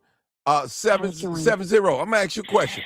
Do you know how many inventions that the Black people have brought to this country? I'm talking about, now I'm not pointing you, I'm talking about Black people as a community. Do you know some of the things that they have invented in this country? Are you aware of that? I'm sure it's something, but can you name me some? Can you name me some? Or you can go, I'll give you time to go Google. I'll come back to you and let you Google it and come back to you. Name me some. No, y'all the elders, brother. No, bro.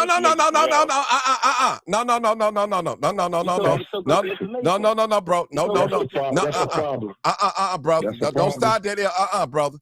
I'm asking you. No, brother. I'm asking you, as a young man, go Google some of the inventions that Black people have made in this country, and you can come back and tell me some. I want you to do that to me. That's your assignment real quick. Let me go to the next caller. 847 area code. Come on, caller. Come on. Hey, come on, caller. 847. Hey. Afternoon, my G. Good afternoon, my brother. So the narrative is that the numbers are down. Yes, sir. And the shooting and violent crimes, but that's not the truth. Okay, well, can you prove it? That in September. Can you prove it? The truth is that in September 22nd, 2024, ShotSpotter was taken out of the city. Okay. Yep. So ShotSpotter was not a gun, tool that stopped shootings and stopped people from being shot. However, it was a gunshot detection tool. Okay. When that data, all of that data was taken off the table, now we're being given data. Okay. If we don't have the proper data, then you can make the narrative out to be whatever you want it to be. However, the people that live the reality in these communities, from Austin, Inglewood, South Shore, they know the score, the full score. Like yesterday, a young lady, 25-year-old, unalived, and so many others just within the last couple days. Even 4 people shot on 70. Well, hold it right there. Hold it right there. Let me pull up the screen right here. Let's see if they got that on the screen. Let me see if I can pull it up. See, all this talking, bro. We listen. We got to keep it real, though. 100. I'm going to show you something. Let me make sure I got this. Did I get the okay? Let me see, put this on the screen. See, we younger generation don't believe in that. Okay, listen, bro. We finna listen. Let's go. Let's go down the line. Better. Okay, hold it. I know it's getting better. I'm 57. I know it's getting better. You know what I'm saying? First shooting for the homicides. I'm the crime chaser. That's how I live and breathe that. Okay, now let's go. Now let's do this. Okay, since the brother, I know who you are. You brought out some things, important things, and let's see. Now, the stats. Somebody see. We talk about what the stats are not real, but who are keeping the stats? Are we keeping them, or are we just gonna take their word? All right. Now here's an outside affiliate. We can't what? Go ahead, bro. We can't hardly take that word because there's a agenda in that word. Okay. Proving that, in sharing the misinformation, which proves their narrative that crime is down, that that is not necessary to have help in the city of Chicago. Well, especially in areas that's another story, but we talking about the numbers. That's another story, whether they won't, the Democrats won't help or not. That's another story. But the fact is, are these homicides? That's what we're talking about. Because I lived through the 90s, and I lived through the BD and the GD war, which is over 1,000 homicides, over 1,000. And I know good well that we didn't have 1,000 people. Listen.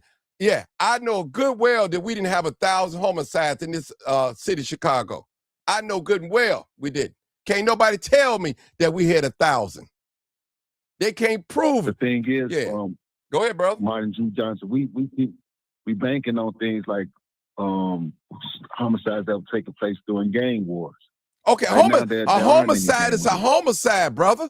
Period. Regardless of how they got killed. It could be a stabbing. It could be a shooting. No. I mean, it could be a beating. A homicide is a homicide, brother. It ain't got to necessarily be through gunshot violence. The metrics is being taken because of what the situation is. And then in that time and space, there was a situation going on, which calls for it to be so many people being left in the streets like that. Right now, what is the cause for it? Why are we dealing with so much adversity in that area right now when we shouldn't be? Well, we got women. And right now the situation becoming more critical because now we got more youth and more women being on the other end of this violence. Well, so that's true. Women always been a part of violence. Men kill themselves and kill a woman too. You know that's nothing new. That's nothing new.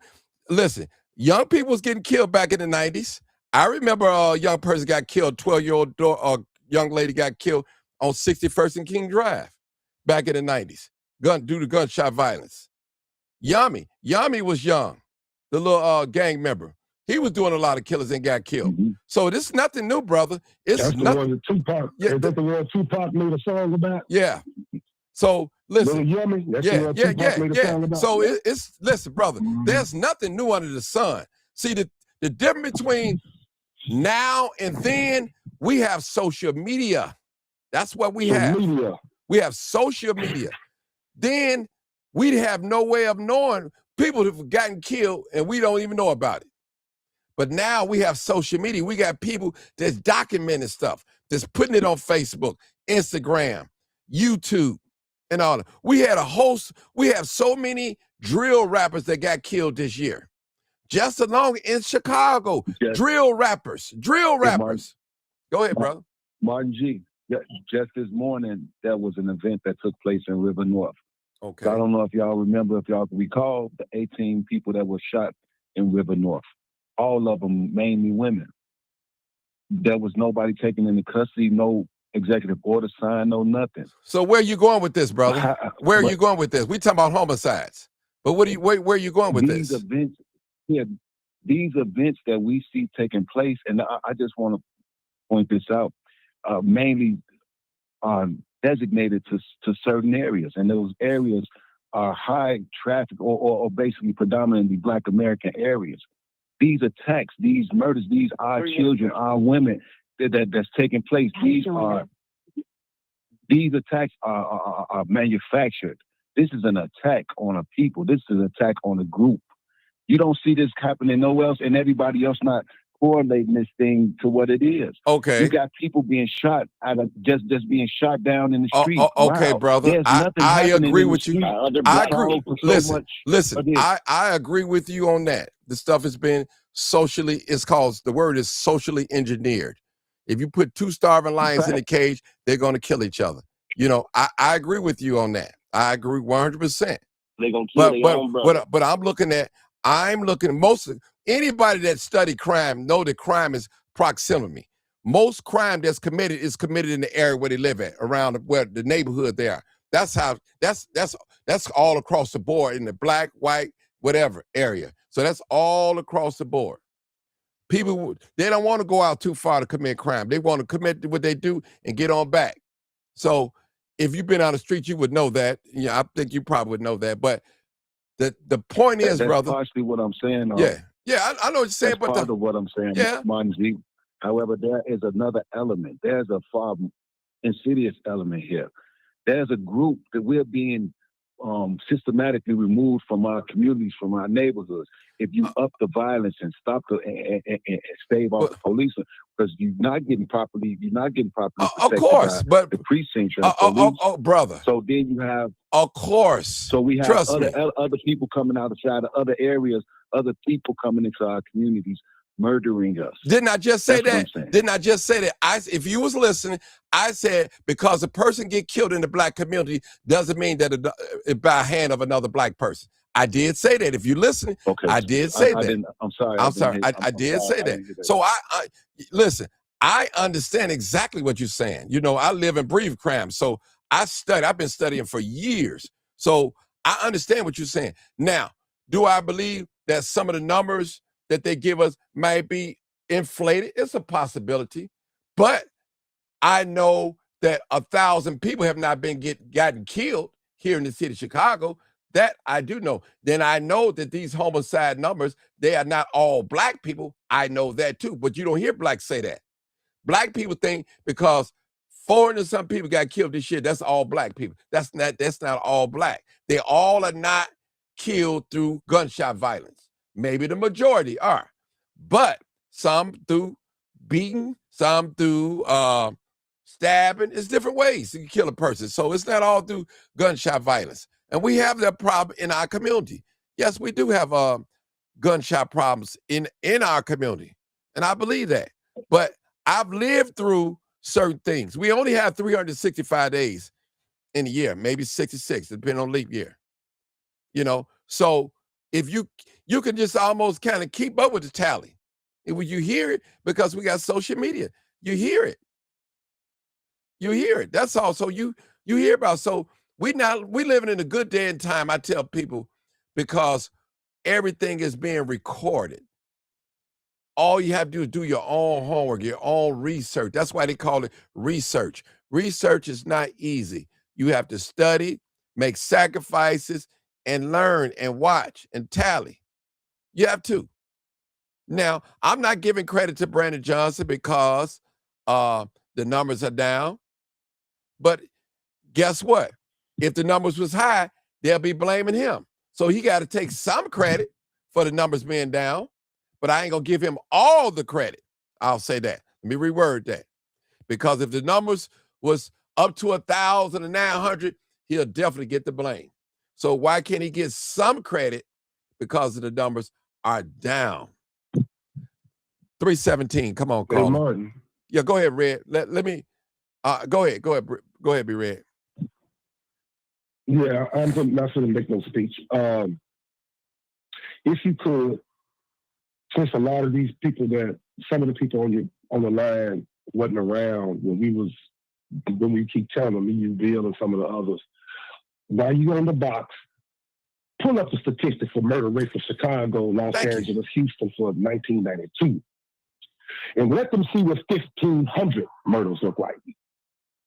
Let them see what 2,200 murders look like, because those were the numbers in those days. It's 5 a day, 6 a day. Right now, 365 days, like you said, that's about 1 or 2 a day. Mm-hmm. Nobody should be killed. Nobody Absolutely should be right. killed. And right now, with what we pay into public safety, we paid $9.some billion. Brother, than that. You can't come on now. Now, brother, you cannot stop. Now, if you have a wife, hold on, bro. Listen, you can't stop no killing now. No, 1 second. Come on now, bro. Brother Johnson, look. When you go into these other areas, you can't stop it. However, when you properly police and when there's an understanding there, then you're not getting so many of these events taking place. And other places not suffering like this, but we try to make it seem like it's something that should be happening. Our children shouldn't be dying. Our women shouldn't be shot in the streets. We shouldn't have the problem or issue of going outside and trying to be safe. This shit is manufactured. And until we stop being cowards, say that. And stop allowing for it to happen in our community, enough is enough. And I don't need to go back to the 90s because I lived through it. I don't need to go. Why you don't need to? Well, hold on. Why you don't? Hold on. Why you don't need to go back to the 90s? Well, how you know? Hold on. Well, hold on. Well, how can you, brother? Type 1. Listen, brother. How can you base progress if you don't look back in the past? Come on now. It's not here. But it's not about looking back. I don't want to relive it. I don't want to have to. You don't have to relive it. It's the numbers. It's no. Listen, brother. I lived through it. I'm 57. I can't go back to be 14 and 15. Martin G. Johnson. I lost my brother in 90-something. Okay. I lost my brother. I lost my brother. All of these are realities. That's your reality, brother. You lost your brother because you don't want to go back there. You can't limit us. Here. It is here. It's not about y'all. I don't want to go back there. It's about we shouldn't have to relive it. This shouldn't be our reality, man. I don't know what the fuck you're not getting about that. Listen, this brother. This shouldn't be our reality. And until we don't step up, because it's not everybody else's reality, is it? First of all. It's just their reality. Brother, let me just say this, bro. Let me just say this. This is what I'm going to calm you down a little bit. First of all, you're part of the problem. And I'm going to tell you why you're part of the problem. Because everywhere you go, you're confrontational. Everywhere you go, you're confrontational, brother. Hey, listen, yeah. I'm going to tell you, brother. I'm going to tell you. See, with that mentality, hold it, brother. Speaking properly for having the motherfucking common sense. There you go, brother. Can you watch your language? Let's be respectful. Let's be respectful. Make me part of the problem. Yeah, but he got to go. You got to go, brother. Don't call back no more. But anyway, first of all, that's another thing. It's always the ones that's hostile that don't do nothing but complain. First of all, if you want men to stand up, you stand up and be exactly what they want them to be. It's like I tell a woman, you talk about you want a good man. How are you raising your son? Are you raising your son the way you want a man to be to you? So what I'm saying, whatever you want to see done in the community, be that. Be example of that. You can't talk about something, and if you ain't trying to be that, do it. That's all I'm saying. Do it. For those of you that want to X out our history, shame on you. I'm not doing it. I lost friends back there, back in the 80s and the 90s and the 2000s that we live in. I lost friends, loved ones, a brother in 99 due to gunshot violence. Now, it's our reality, and we got to deal with it. Now, I asked a young brother to Google me some inventions that some black people did. He hung up. Not this one just I hung up on. He hung up because I challenged him. And that's what we got to start doing, Bill and B Red. We got to start challenging these young folks to do some research. Quit getting on here running your mouth and you don't know what you're talking about and you don't read. Period. That's what we have to start doing to them, Bill. Google, pick up a book and read so you'll see what we're talking about. Right. We know that we're older than you. We lived through some things. We know that. We know that times is different from back when we were living. We are aware of that. Tell us something that we don't know. Only thing we're saying, okay, hold on, Bill. Only thing that we're saying is you have to look at the past in order to gauge where we're going. The thing they say, the golden thing they say in the conscious world, if you won't change, you can't continue to do the same thing and won't change. That's insanity. So what I'm saying is Insanity. we have to look at the past. Are we still doing the same thing we did back in the 80s and the 90s and won't change? That's all it's been. Go ahead, Bill. Then we go to the new caller. Go ahead, Bill. Yeah. You asking Young Buck about the inventions, and he couldn't respond with not even just one. That's a sad situation. What people that so quick to say forget about slavery, forget about the past. That's the only way you're gonna navigate and have some changes in the future, man. If one brother sit up here going back and forth with you, getting irate, you were saying the same thing he was saying. You've been saying that it was socially engineered. But the whole thing of it is, if you don't look back, you would never know that it's been socially engineered and compare each century, decade, or even last year. That's what you're doing now with the homicide stat. You looking back. Mm-hmm. And it don't matter if the numbers been played with. The one thing for certain is somebody else other than Brandon Johnson's team keeping up with those stats. He got oppositions too that want to bust him out in the line. And if he off, don't think it's off 300. It might be off 40, if that. But it ain't gonna be off no 100 or 2.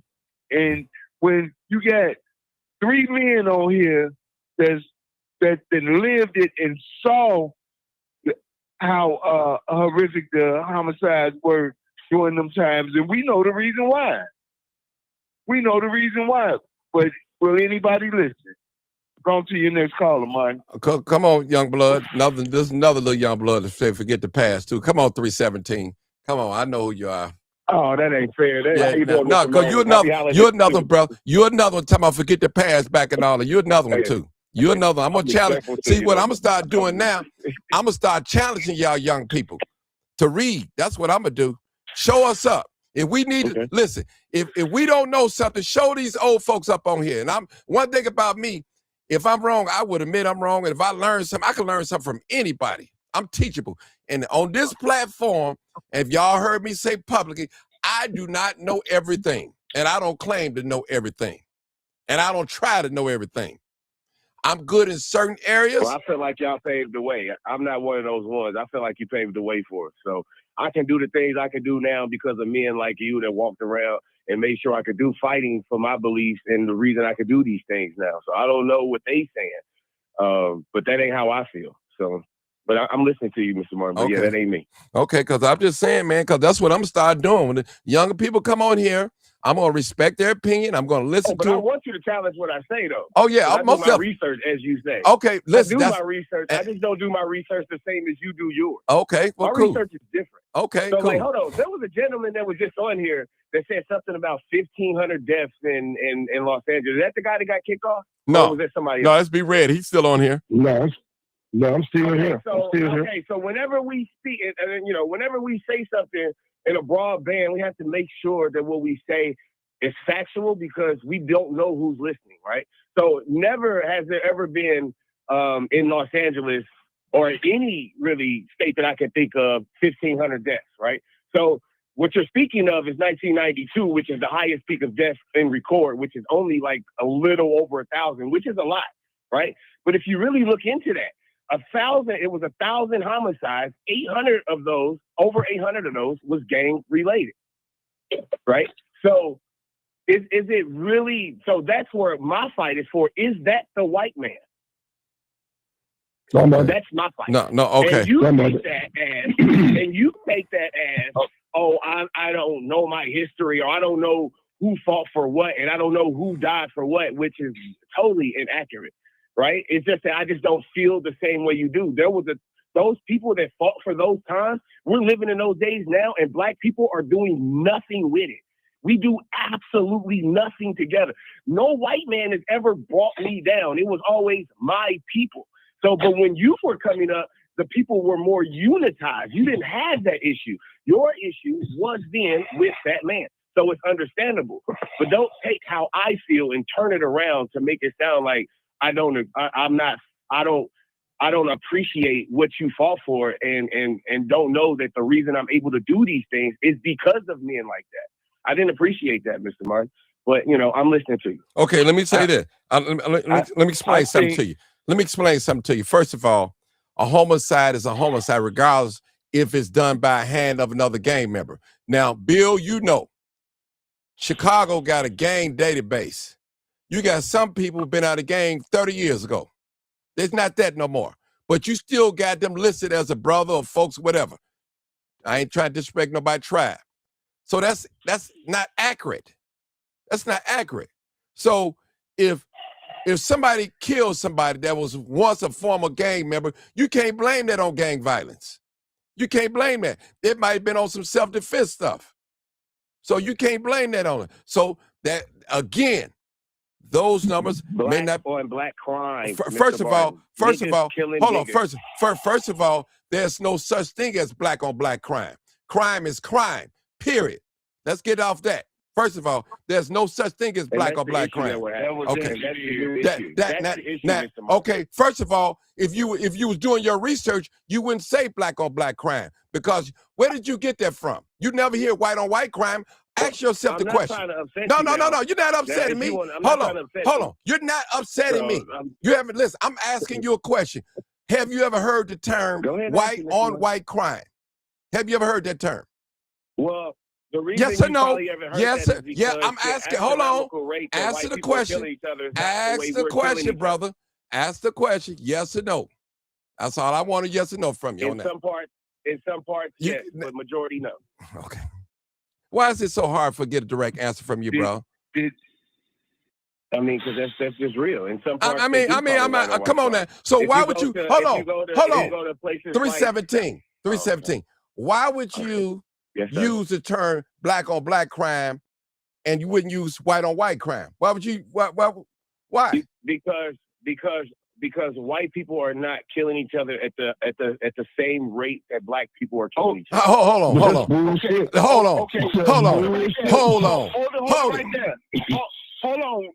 Let me say this right quick, Mark. Hey, 317. Yeah, better to show you that this was. I'm coming with facts. Well, prove it to me. Prove me incorrect. That was socially black on black crime was engineered by Legacy News. They never ever before then reported on when black people weren't killing each other at this rate. They never said white on black crime. Never. And we know in a season of our lives and in my mother and grandmother lives, it was more white people killing black people. Okay. They never said white on black crime. They don't even. The question is white people killing each other at the rate that black people are? That is the question. Okay. Now, let me answer. I want to answer that. I want to answer. Let me answer that. First of all, if you've been listening to the thing, crime is proximity. That's how crime is set. First of all, most people that commit crime, murder, whatever, they committed in the area that they live in. That's all across the board. Now, take Chicago. Chicago is the #1 segregated place in the country, where you got the blacks with the blacks, you got the whites with the whites, the Mexicans with the whites. So when crime do happen, most of the time, that's called genetic. They're going to do it against each other. That's how that works, brother. Now, if we was all mixed up, you wouldn't even hear that term black on black crime or what. Listen, white people, nobody in this country can beat white people murdering people. First of all, they control everything. No one can beat. First of all, okay. So you said no white person. No, you said white people. So you're saying that white people have the highest rate of murder on each other in America due to per capita.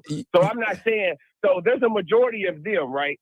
So, but I'm talking about per capita. So how is it that there's only 15 to 16% of black people in America, yet we're responsible for 50 to 60 of the violent crimes? Come on. Okay, now, so, are you talking about the, hold on. So you're telling me, you're telling me that white people, so you're not letting me, let me get my point out. So there's no point of me even really. Because you sound like Charlie Kirk. That's what you sound like. Go ahead. You're not even letting me explain what I mean. Respectfully, Mr. Mark, you're not allowing me to explain in full what I mean for you to understand.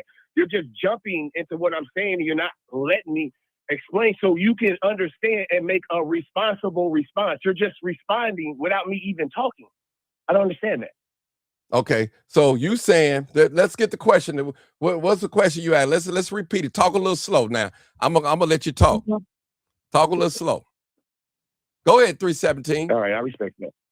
So all I'm saying is hold on. You making a statement or you asking a question? Are you making a statement or you asking a question? Well, which one? I'm asking you now. I'm asking you now. I'm asking you now. No, I'm asking you, are you making a statement or are you asking a question? Which one are you doing now? No, I'm not asking a question. I'm finishing what I was saying. Go ahead. Okay. Okay, so as I was stating, so nobody's saying that white people are killing each other at a high rate. Murders happen everywhere. Well, all over. You know, I'm saying that predominantly where the murders are happening at a high substantial rate are in our communities. This isn't happening in white communities. Now, we could get mad about that and we could stress on that and say, oh, white people do this, white people do that. That's not my argument. My argument is if we have to start focusing on what the real problems of the community are, and at what point, yes, these things were going on and these things were occurring where they had to be the primary focus. We couldn't vote. We couldn't go to certain places. We couldn't do certain things. Those things are out the window now. Now we have full capabilities of doing everything and we're not using it to do anything. And then we allow other races to come in while they were so focused on us. We allow other races to come in and literally even surpass the white man because the Asians have came here and surpassed them. All we have to do is hold it. Let him talk. Let him talk. Go ahead, 317. I mean, somebody, okay, go ahead. I want to hear what y'all got to say. No, hold on. I want to hear this. Hold on. I got somebody for you. Come on, 206. Go ahead. Let 206 get him. Go ahead, 206. Go ahead, 206. Go ahead. Hey, everybody.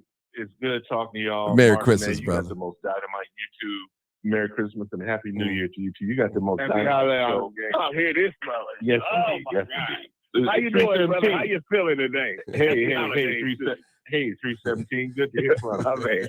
I came in late, only a few minutes. So I don't have that much to say. Fantastic show.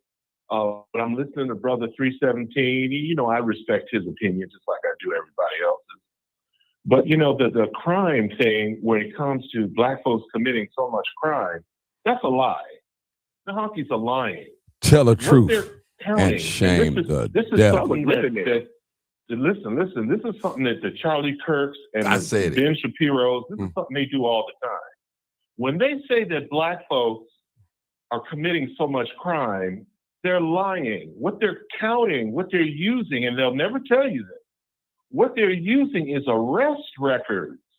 We are arrested for so-called crime so much, and but shame they're not devil. counting. They're not counting charges. that are dropped because the police are doing stuff illegal and there's no probable cause. They're not counting convictions because even in America, a lot of our charges fall by the wayside because the convictions, the crimes that they're charging us with, we're innocent of those charges. That's why you see two things. You see so many people steamrolled and railroaded into plea bargaining. You'd be surprised how many of them people are actually innocent, but they get intimidated into entering into plea bargaining, basically committing a crime against themselves by saying they committed crimes that they didn't commit. Number two, if we committed so much crimes, why are organizations like the Innocence Project freeing black man after black man after black man after black man year Tell after the truth after year and who are shame wrongfully the convicted devil. and who they not only proved that were innocent, but in that effort to prove they're innocent, they saw how the prosecutors, the police, the judges were in on convicting black folks that had nothing to do with the damn crime. When they say we commit more crimes, what they're talking about is we are subject to more law enforcement scrutiny than anybody else in this country. And you mean to tell me, or anybody on this planet mean to tell me that we're going to believe something that some cracker cop says in his use of force report or his statement of probable cause? It happened to me in Seattle. I'm walking down the street. I ain't doing nothing to nobody. They arrested me for breaking into a brewery plant and stealing construction equipment, and they lied on every goddamn form they made. Every form they lied. And when it got to what we call here in Washington State, the 3-6 hearing, when you're arraigned, I'm going to say this, I'm going to shut up. I promise I'm going to shut up after I say this. When you go through your 3-6 hearing, the Japanese-American female judge looked at the charges, looked at even the witness that called the police, said this black man had nothing to do with why I called the police. She dropped the charges, and I went ahead and walked. I was so pissed off I didn't know what to do. But this is where these numbers, when we commit so many crimes, come from. We are subject to police scrutiny, and then when they find out that we don't have a record or we're not involved in a crime, they go ahead and lie, and police have actually unwittingly admitted, while people are videotaping them and recording them, many of them have said we try to put charges, preferably felony charges, on black men so they can't have a gun and so they can't vote in elections.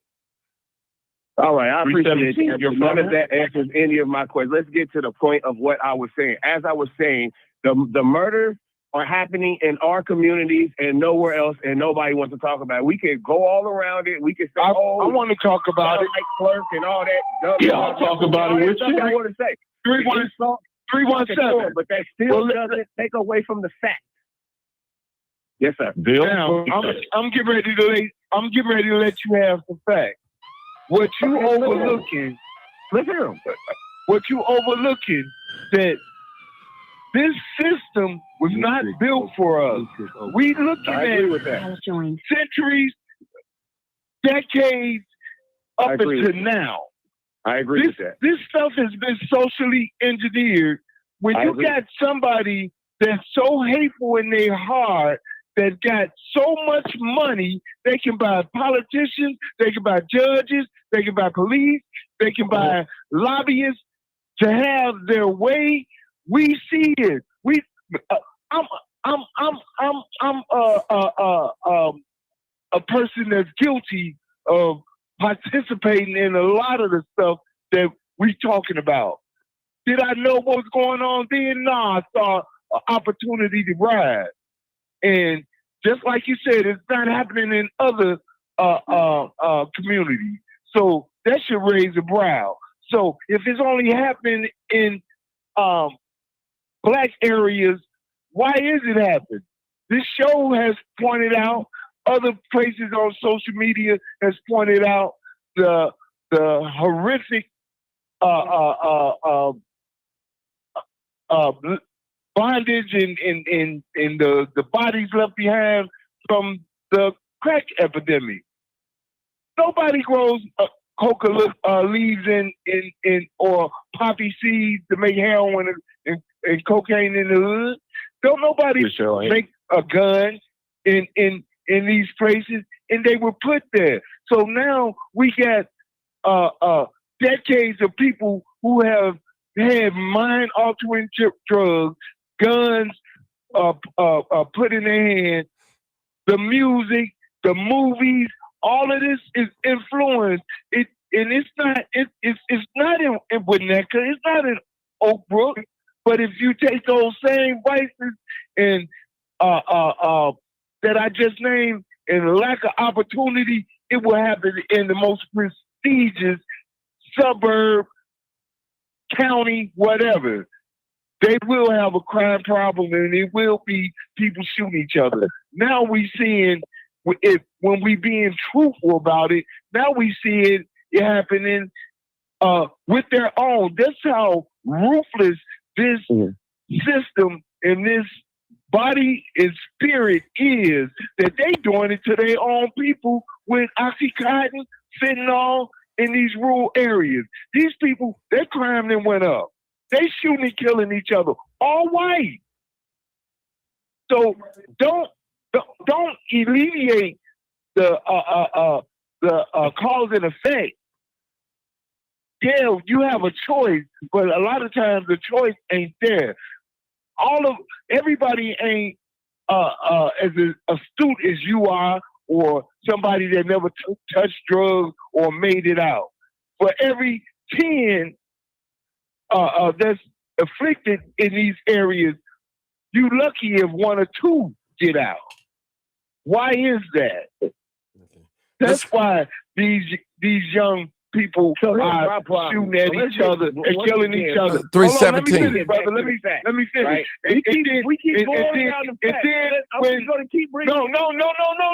Hold it, y'all. Hold Listen it. to me. Martin brought up a very important subject or question with the other young brother. He say, so what are you doing to better the community, or have you talked to some of these YNs or whatever? Yes. It's your testimony. It's your testimony. That's what's going to save us, because that's okay, I'm going to, so that is a question. Yes, I do. Go ahead. So go ahead. Where I'm from, I'm not from Chicago. I'm from Indianapolis. So, and I was, in the streets when I was young, and I kind of got out of that, and now I do something else. Now I travel the world and I video my content and show people what I do, right? So I kind of built a following doing that. So I've been to not only to hoods, all the hoods in America, I've gone to hoods everywhere, and I'm seeing it's not just a U.S. problem, but that's a whole nother thing. But what I do is I just post what I do. I go to schools. I go to I talk to the youth, but there's not much I can do, just me. I know they say one person can do a lot, but I'm not out here in the streets no more. So there's not really much that I can do, but that's not the whole point of what I'm saying today. What I'm saying today is that at one point, I can understand why they were blaming the systematic and all that. They was blaming all that. But now I don't see that as a problem. Now that we're able to do whatever, we're in a worse position we was in.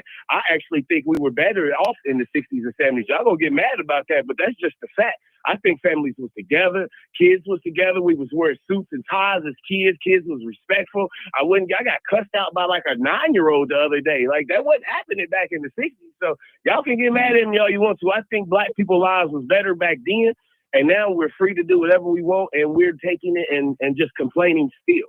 There's no satisfying us. It's just a victim mindset.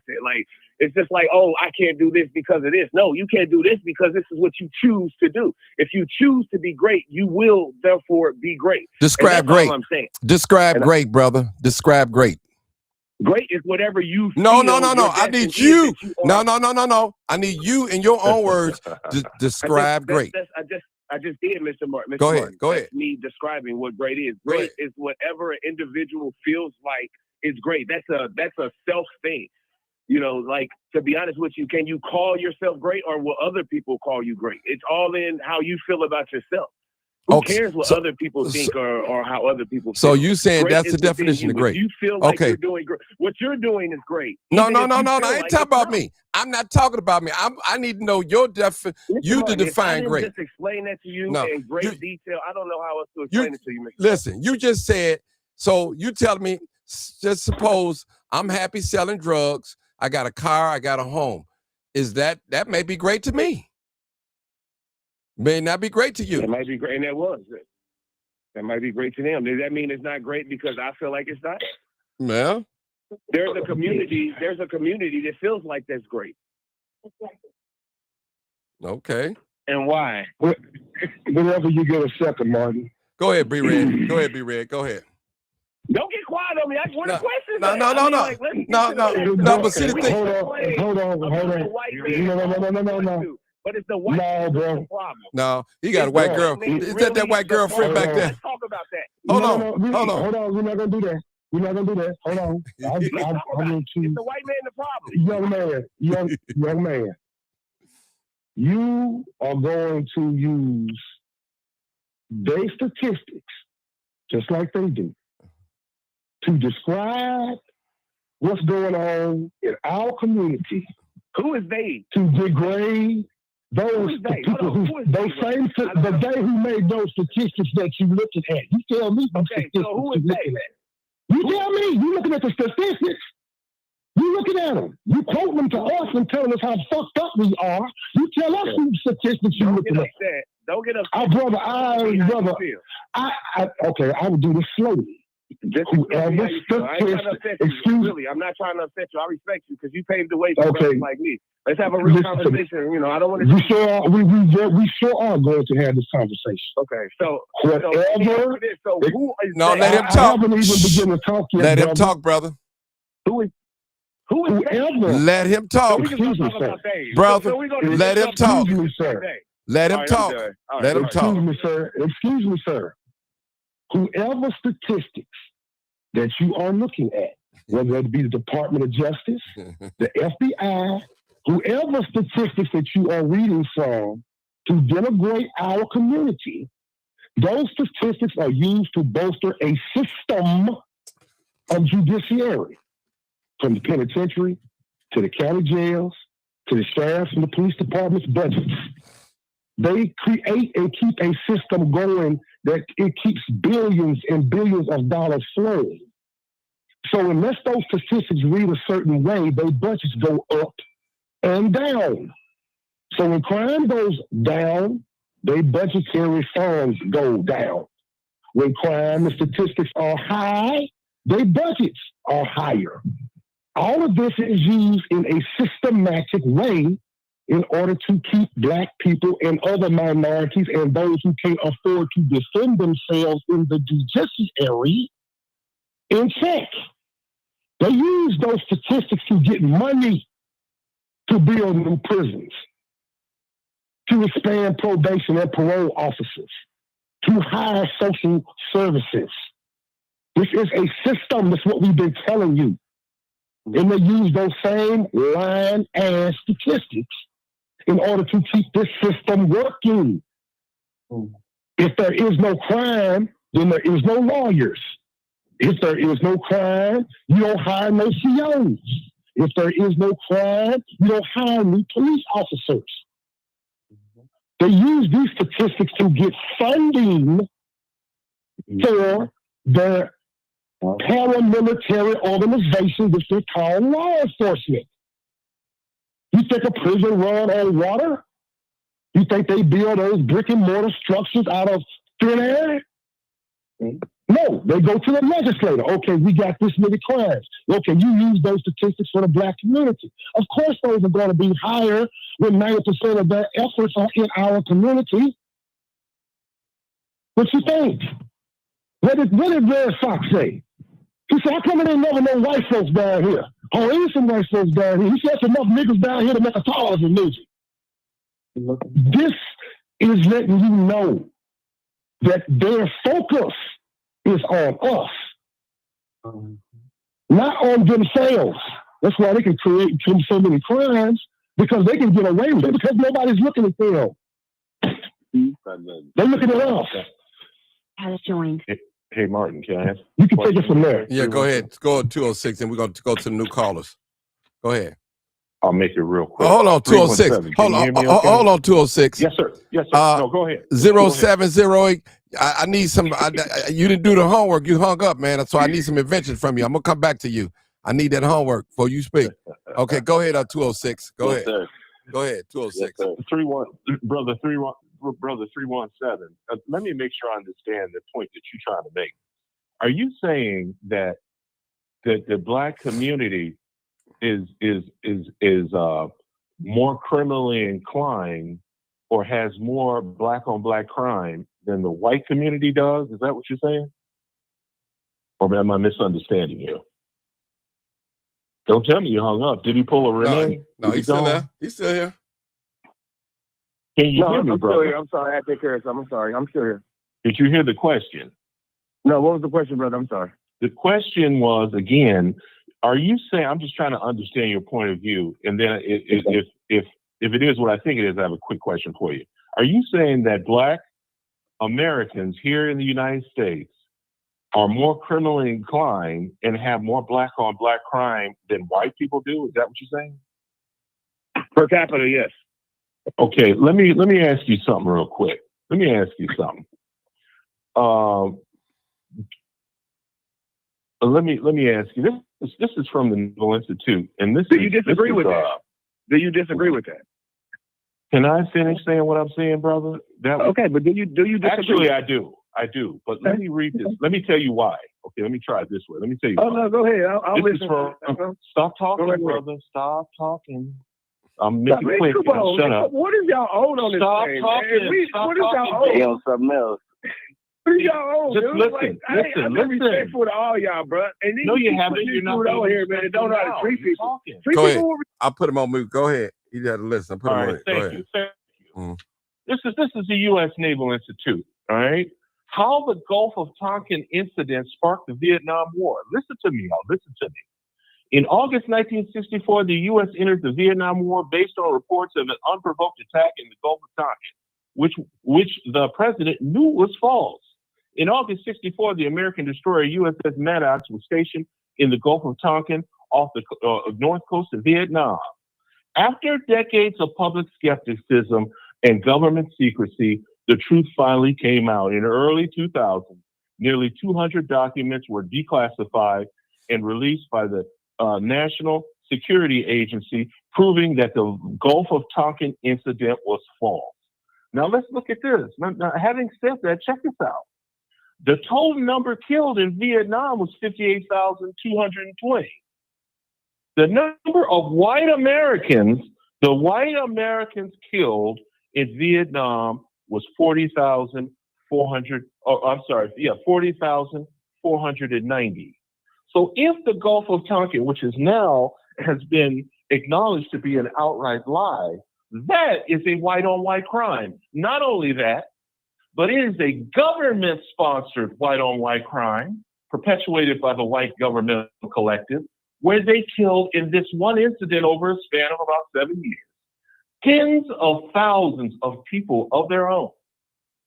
And this is just the United States.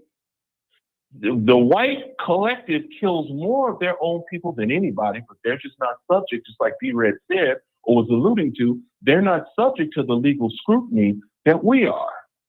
317, do you have any comments on that? No, I put him on mute. I want to. Let's go back to. Okay, no problem. Let me see. I got a couple comments. No, hold on. Let me talk to. No, you got to have your home. I gave you some homework. 07, 08. I want to hear from you because I got to put you up on some game. How you gonna give me a homework lesson though? I did give you a homework. I'm asking you something positive. I'm asking you to tell me some inventions that black people made in this country. So you'll know, so you think greater, because your mentality of black people is not always right. I'm trying to tell you, there are some great people that's doing some great things. So I'm asking you, as a favor, as an older gentleman, to give me some things that's constructive about black people that they have invented in this country. And I gave you a chance to Google it. You left, now you're back. Let me hear it. Let me hear it. I'll let you speak. That's what I want to hear. All I was saying is I wanted to get the wisdom straight from the elders. No. You ain't gonna take our no. You ain't got to take our word. I need you to research. Listen. Respect the elders, but do your own research. So I want you to get in the habit and start opening up that book, reading it, researching it, whatever you got to do. And that's why I gave. Don't take my word on nothing. Just go ahead. Listen. Just do what I asked you Can to I do. point something out though? Tell him, Mark. Maybe No. if you No, tell I him, ain't telling him. No. he'll I'm not dispute going. it, and then look. Listen, I'm not going to make nothing easy for him. I want him to look. Since he wants Can I to. point something out though, Mark? Yeah, when you give me the homework assignment, I asked you. That's all. You can point I something can't out. even talk. No, you can't talk until you answer my question. I asked you. I said, I'm going to come back to you. You hung up. Now you're back again, and you still have not done it. I asked you real simple. I said, give me a couple of people that have done, black people that have made invention in this country, and you still have not done it. Now you want to come on here and talk to me and prove to me that you don't do no research. You lazy when it's time to read. So that's what that's telling me. So why should I listen to you? Why should I let you talk?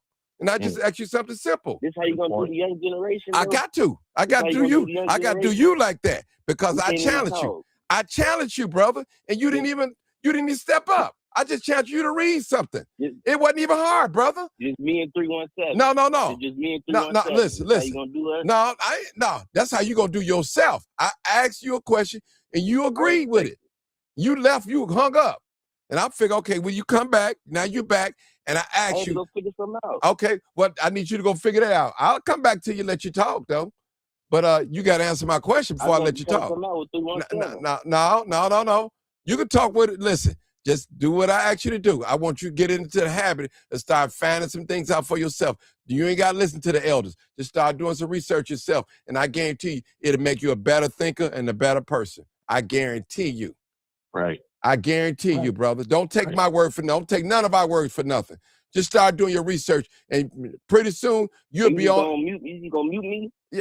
No, it's somebody else turn to talk. Somebody running from the truth. Yeah, you know. I just want to point something out. Somebody's scared to find out the truth. Yeah, you know. Yeah, I challenge you, brother. Challenge me. Now, I'm challenging you, brother. You know, tell me.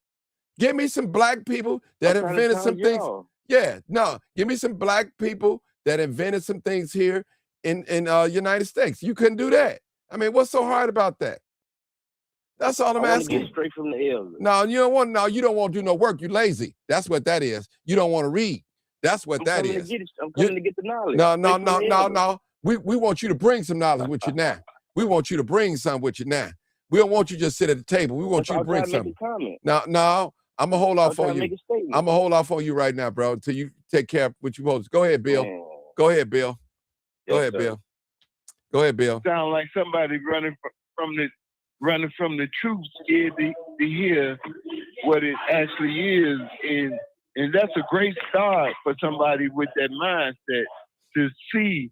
And it ain't all stuff that inventions from the 1920s, 1890s. Thank you, Bill. It's been some great inventions in recent years that pivoted this whole world, that pivoted this country, that put us on the map.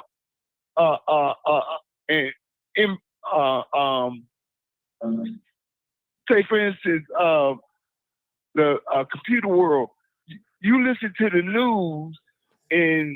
Bill, don't tell him nothing, bro. Bill, don't tell him nothing. Let him go research. Don't tell him nothing. Okay. But the news will lead you to believe.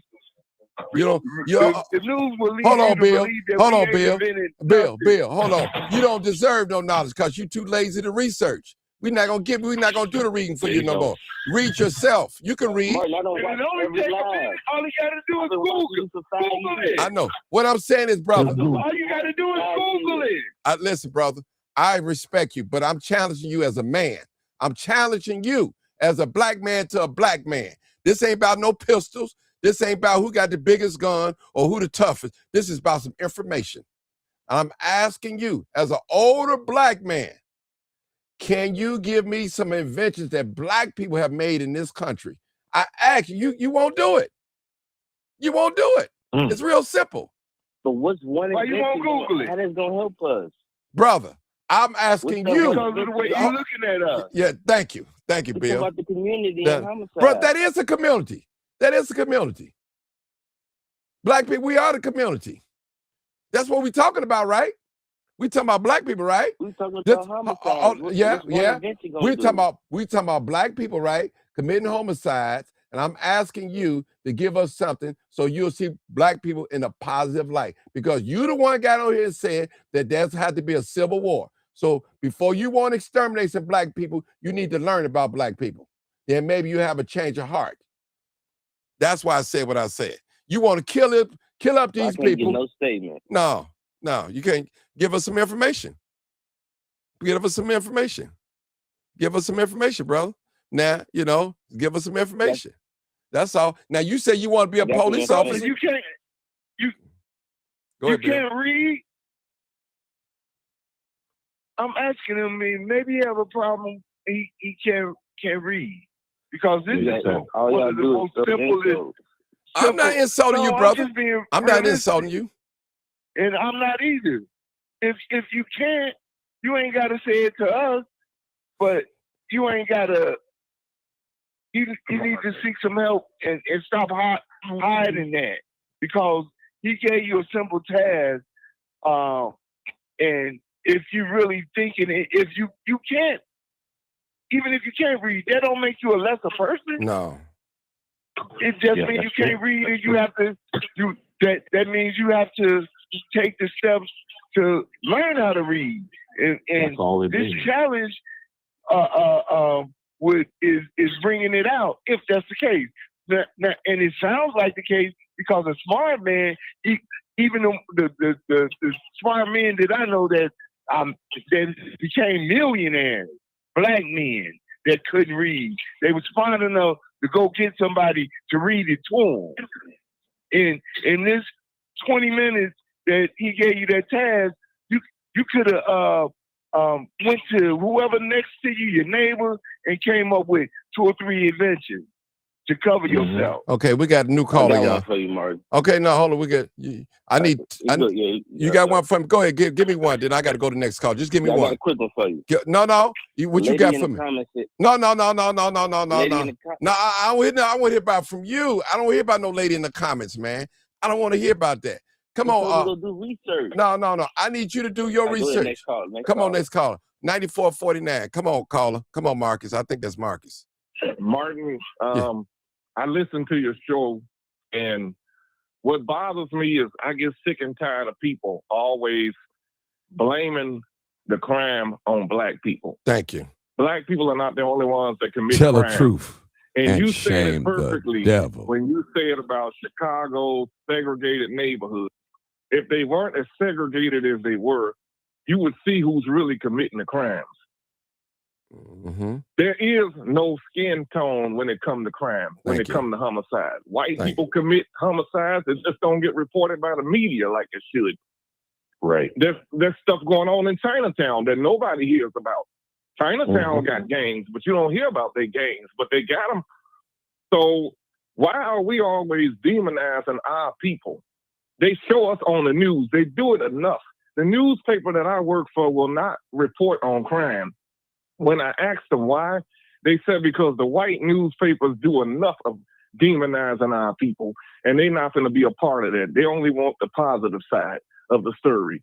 When we know that there's different sides to the story, but we need to quit doing what these other folks continue to do to our young people. How do you expect them to change if you constantly demonizing them?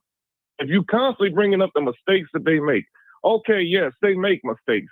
Most of us who grew up in the neighborhood, if we weren't in no gang, we had to act like we was in a gang for survival reasons. You tell people to call the police. You said black people don't call the police. They do call the police. The police are slow to respond in our neighborhood. They even slow about picking up dead animals in our neighborhood. They'll let the dog lay there until it decays before they finally send somebody out to pick it up. But in the white neighborhood, the services are better. The stores are better. Why is that? Because we still live in a segregated America. And the sad part about it is that they got us blaming us for the violence in our community. Yes, we are to hold some accountability, but this system set up to keep us oppressed. They tell black people to pull yourselves up by your own bootstraps. How can you pull yourself up by your own bootstraps when you ain't got no boots? We still living in this time. We are not free. We're still segregated, just in a different way. And look at us.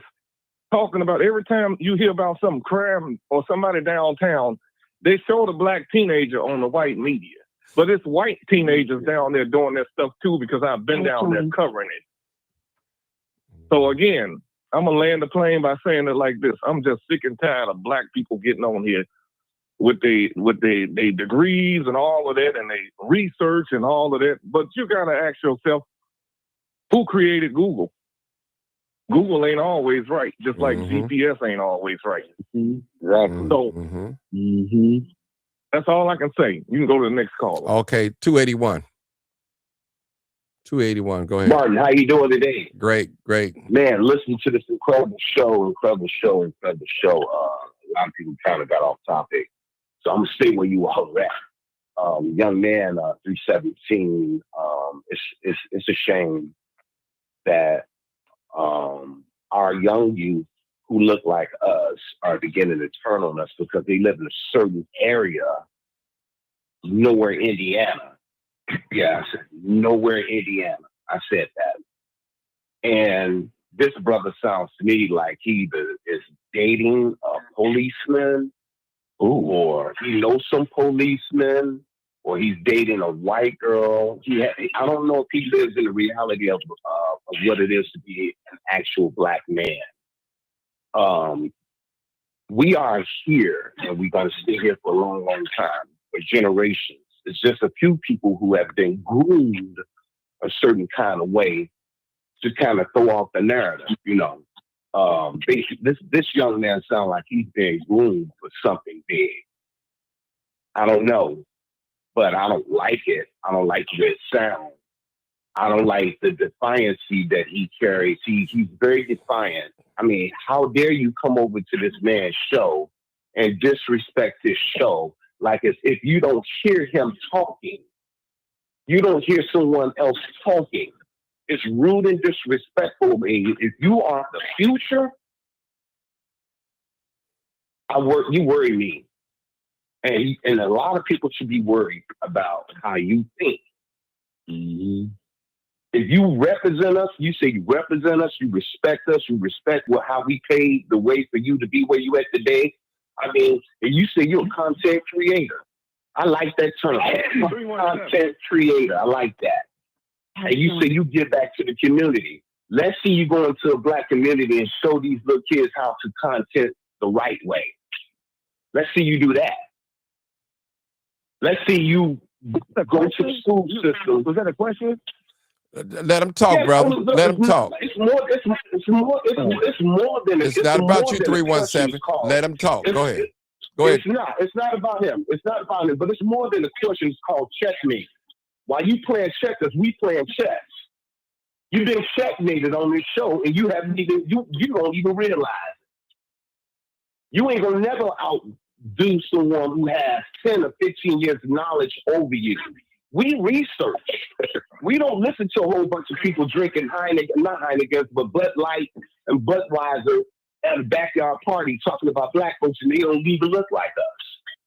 But you standing there with them with a bot in your mouth. I land my plane. Okay. 981. 918. No, sir. I can't say nothing. No. You next. Go ahead. 918. Go ahead. I'm back, Mark. Go ahead. So I have is the young man still on? Both of them still here. Yeah, I'm still here, but I can't say nothing. It's not your turn. It's not your turn. It's not your turn. Go ahead. And I just want to see this here. All right. And first, Martin, I'm like you, man. It's race first. No matter what we go through, no matter what we experience. Tell the truth. No matter whatever. And shame the it's devil. Race first.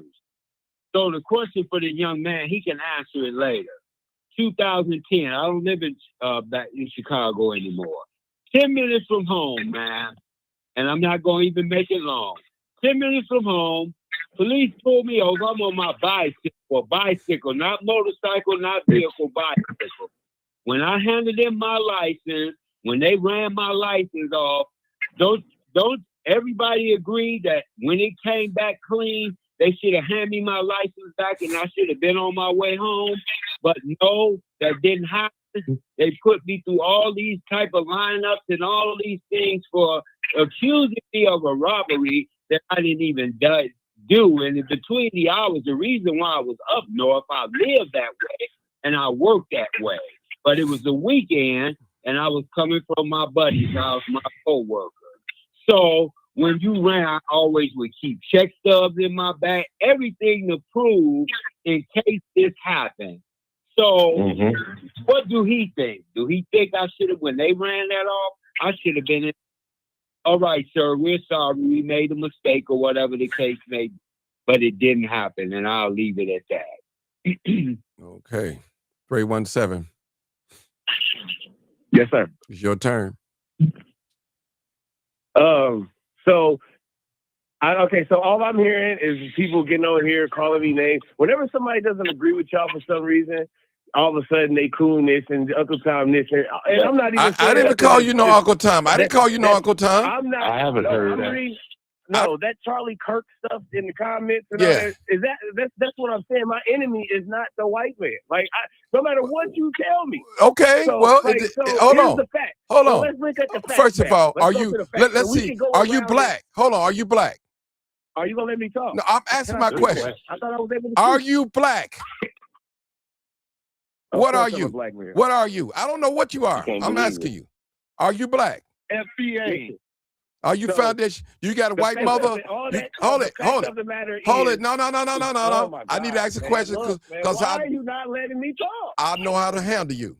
So do you got a white mother or a white father? This isn't the correct No. way, I'm asking. I'm asking you. Answer the question. No. I'm not interrogating. I'm asking the question. Why though? Yeah, I'm asking the question because it let me know how you think. Because the truth is uncomfortable. The truth is uncomfortable. No. I know you can't even fit in the clothes that you wear because you're uncomfortable right now. What Martin said to you makes you uncomfortable. You ain't let nobody talk. This is my show. Y'all been talking the whole time. I ain't interrupt nobody. Hey, brother, this is my show. This is my show. That's false. This is my show. I let people talk. No. See, you make every time you come on here, you get on here. It's always about you. What your little thinking are. I ask you, do you have a white parent? Do you have a white parent? Do you have a white parent? Do you have a white parent? Yes or no? What does that have to do with anything? Oh no, but just hold on there. Don't worry about it. Don't worry about it. Don't worry about it. Listen. Come on, see, Martin. no, I'm just telling the truth, brother. I asked you a little small task. You couldn't even complete it. I asked you something real simple. But I'm just saying, I'm challenging you. You can't think. You don't know how to think. How's how much prayer? And I'm asking you, get on here talking about you want to kill some black people. Hold on, first of all, brother, how you think that make me feel? I'm a lover of black people. I'm black first, and I'm gonna allow you to come on here and tell and say there should be a civil war for black people. And I'm supposed to accept that. How you think I feel about that? How you think I feel about that? That's something serious. All you're gonna do is interrogate us. Hold on. You talking about? Hold on. You talking about killing some black folks? Got a white mama, a white girlfriend. I'm asking. Got a white girlfriend, and can you answer my question? Can you answer my question? What's the question, Mark? That I asked you before. Get to me one more time, Mark. Come on, brother. Oh Lord, y'all hear that? The man that one. Don't worry about it, man. Don't worry about it. Don't worry about it. Don't even worry about it, brother. Just do me a favor. I'm with you, 317. Yeah. I want to piggyback. They trying to 317 trying to make it an issue about you asked about his lineage, and I believe it has nothing to do with your character, but your response to different things. It's a proven fact that if a person is surrounded themselves with more white friends or part of their family that they associate with more, they're going to have their beliefs. Bottom line. And that's why he asked. I don't know why you're not proud enough of your whole heritage. No matter what it is. Yeah, I'll say this, Bill, and I said earlier, I've got more hell from black people than I have from white people. But the white people I know is my enemy. I know that. I know that is my natural born enemy. I know that. White supremacist racism. And I'm gonna say that. I'm gonna come out and say it. That's my enemy, and I know who my enemy is. I had to say that. I mean, hold on, bro. I'll let you talk 1 minute. I'm gonna let you say. I'm coming out and saying there's no. Listen, in my mind, I am suspicious of every white person to be racist. Now, I ain't say they are racist, but I'm suspicious of them being racist. We'll give you an example, Martin. Let me give y'all an example. 206 might have a good white friend that do nice things for him, but he can't stand my guts because of my complexion. Can't stand me. But he real nice to 206. Now, does that make him not being a racist? No. No, not at all. Go ahead, 281. Go ahead, my brother. 281. I was going to say this too, man. It's unfortunate for the young man, 317. He could be right now. Man, let's get off him. Let's talk about. Don't even talk about him. Get off him. Get off. Don't even talk about him. Yeah, get off him, man. You know, until he got to start reading some books and stuff like that. He don't love black people like he say he do. So we're making it about the individual, not the community. Right. Well, the individuals make up the community. Remember that, young man. Individuals make up the community. We talk about black people. All right. I just told him to get off him, 317. Don't worry about what I just said it. We're not worried about him. You know, if he feel like that the white people is not his enemy, let him. He on the wrong show then, because they definitely are our enemy. Trust me.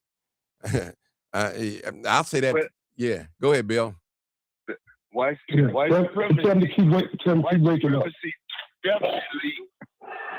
supremacy definitely is, and it's an old system that's been formed and created in America, and it has its foot on our neck. It has a stronghold. I wonder if you could ask him. Bill, we done. Bill, don't even mention it. No, Bill. We off him, Bill. Don't say nothing to him. Why? No. You got to go read a book. Go read a book or something, bro. Because you just said something about the white man ain't your enemy. I don't like that. Listen, talking about the white man ain't your enemy, bro. Go to read. Go read, bro. Go read. Talking about the white man ain't your enemy. Yeah, not this show. Listen, when you say the white man ain't your enemy, I got a problem with you. You're an enemy to all of us. I got a problem with you say that. Now, you didn't went too far with me on that one.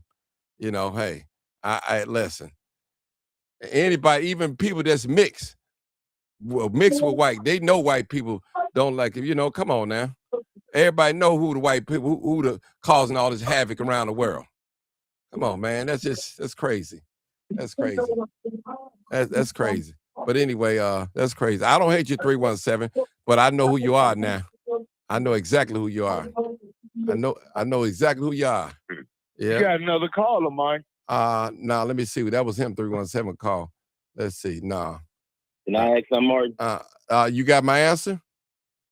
You got my answer? You can show enough ask me something. I need something good. I don't know. You don't never say nothing good about black people. So I want to hear something good from. Come on, Martin. I ain't never heard you say nothing good. Talk. No, I ain't say you couldn't talk. Answer my question. Hard conversations we gotta have. But I'm asking you. I gave you an easy question. You can't even give me an easy answer. I didn't even give you a hard answer. Why? Question. Answer my question. Ask my question. Name me 2 black inventors that did something in this country. Why I gotta get the trivia question? No. Can you answer that? What's so hard about that? Tell me. I'm just asking the question. Why I gotta get the trivia question? Now, I'm asking you a question because you got on here, said that you want, hold on, you want to get on here and kill black people, civil war. Come on, brother. I'm a black lover. I'm not gonna let you allow and say some things like that and not challenge you.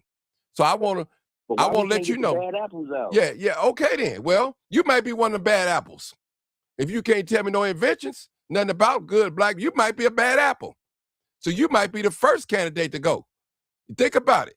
Yeah, you might be a bad apple. Me and 317. Yeah. The only ones. No, I ain't talking about 307. I'm talking about you. You may be a bad apple. But it's just me and him. No. No. Leave him alone. Speak for yourself. Leave him alone. He on here listening. Leave him alone. I'm so wrong. Y'all see got a white girlfriend, white mama. Look how wrong y'all did him. I ain't did wrong. Listen. Did we? I did you wrong. Look how you come on here talking about you want. Hold on, brother. You on here talking about you want to kill my black brothers and sisters. That ain't wrong. And you don't know nothing about black people. You couldn't tell me nothing good about black people. Nothing. I asked you a question and you couldn't even answer it. And you want to kill somebody. Make that make sense. No. Make that make sense. 206. He don't want to answer it, Martin. That's how defiant he is. He's one of the ones. He's talking about the YNs, but he's so defiant that he will not. He's planted his foot in the sand. He's not gonna acknowledge and answer your question. But on the other hand, you being who you are on your show out here on these streets have approached young YNs and able to talk to them even in their different point of view, no matter if they carjacking, scamming, whatever. You the same person that can give that same YN some advice without the defiance. He's the problem. But if the YN say something, you are the problem. You just go do your homework, and you ain't gonna want to hear nothing else. Just like how he did in Young Bud, how would it be he gave you a task? No, not all the time. It depends on the YN, the situation, and who you are, the way you approach them. I know Martin approach YNs all the time on a regular basis. That's my job. He worked with them, but he on the phone with you. You so defiant. It's like you scared to. I ain't gonna say scared. You will not lower yourself in your mind to answer this question, which could free your mind to a lot of stuff. Now, if you compare yourself and hold on. You compare Martin done with you. I didn't say I was done with you. I asked you a question. I didn't say I was done with you. 317. No. You just told 317 that. I'm talking about you. I'm talking about you. I told him 317. Listen. This man has to have white men on this show that he knew was racist and allowed them to talk. I saw how y'all did that white man. Come on, man. I saw y'all how y'all did. How did we do him? How did I do him? Did I cuss him out? Yeah. Did I cuss him out? How did we do him? How did I do him? I appreciate you letting me talk. I do gotta go. Okay, I know. Thank you. I appreciate you for calling. No problem. No problem. Thank you. He's sympathetic. Yeah, he gotta go. Yeah, he's somebody tell him the truth. Yeah. I know the truth. Not only did you let the man come on the show, you let him say whatever he wanted to say out of his mouth. Remember, he said that he wanted to burn up 10,000 black people. Yeah. Said something about that. And B-Red said, B-Red said, let me see you burn one. I don't know, man. That young man, he worries me in a way because people judge you based on things that come out of your mouth and how well you articulate what you're saying. If you say the wrong word and you say, excuse me, I meant to say whatever, that's excusable. But to say things that just kind of don't make sense, it worries me because this guy is going to be 50 one day. He's going to be 60 one day. And if he's still going to have that same mentality, when we were coming up, we were taught to go to school and work hard. Some of us made it and some of us didn't. Are we the ones that, I understand how he feels. To me, that's where that little disconnection came in with African-American men coming up young like that. They don't have no respect for the older men that's right above them. It's like, the heck with them, and why should I listen to them? What have they done? And Brother, if you don't know the history, that's how I challenge his thinking. That's how he could not. I challenge his thinking. Bring something to the table. Instead of you don't want to take what we got to say, you bring something. I gave him something to bring to the table. See, he got on here and said that he wanted a civil war, not against white people, but against blacks. That's what he said. Now, I was supposed to sit here and just say, oh, okay. So I just challenged him. I said, well, let me educate him about black people. The same black people that he want to kill, let me do a little educate. Let me just educate him about, let him do a little research, because I know he don't read. Now, I'm thinking maybe he can't read, or he just being defiant. It's one of the two, or maybe both of them. You know, because black people, we can't be all that bad. We can't be all that bad what they saying. We just can't be all that bad at all. My goodness, man. You know what's the scary part too?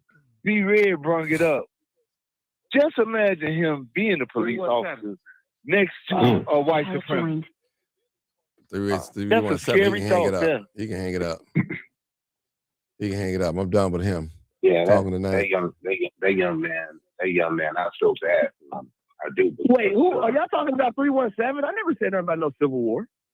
No, we're not talking about. What are y'all talking about? Bro, we having a conversation. We just need you to listen. We need you to listen and be quiet, okay? Listen to these grown folks talk. No, why don't I want to hear what I have to say about all this?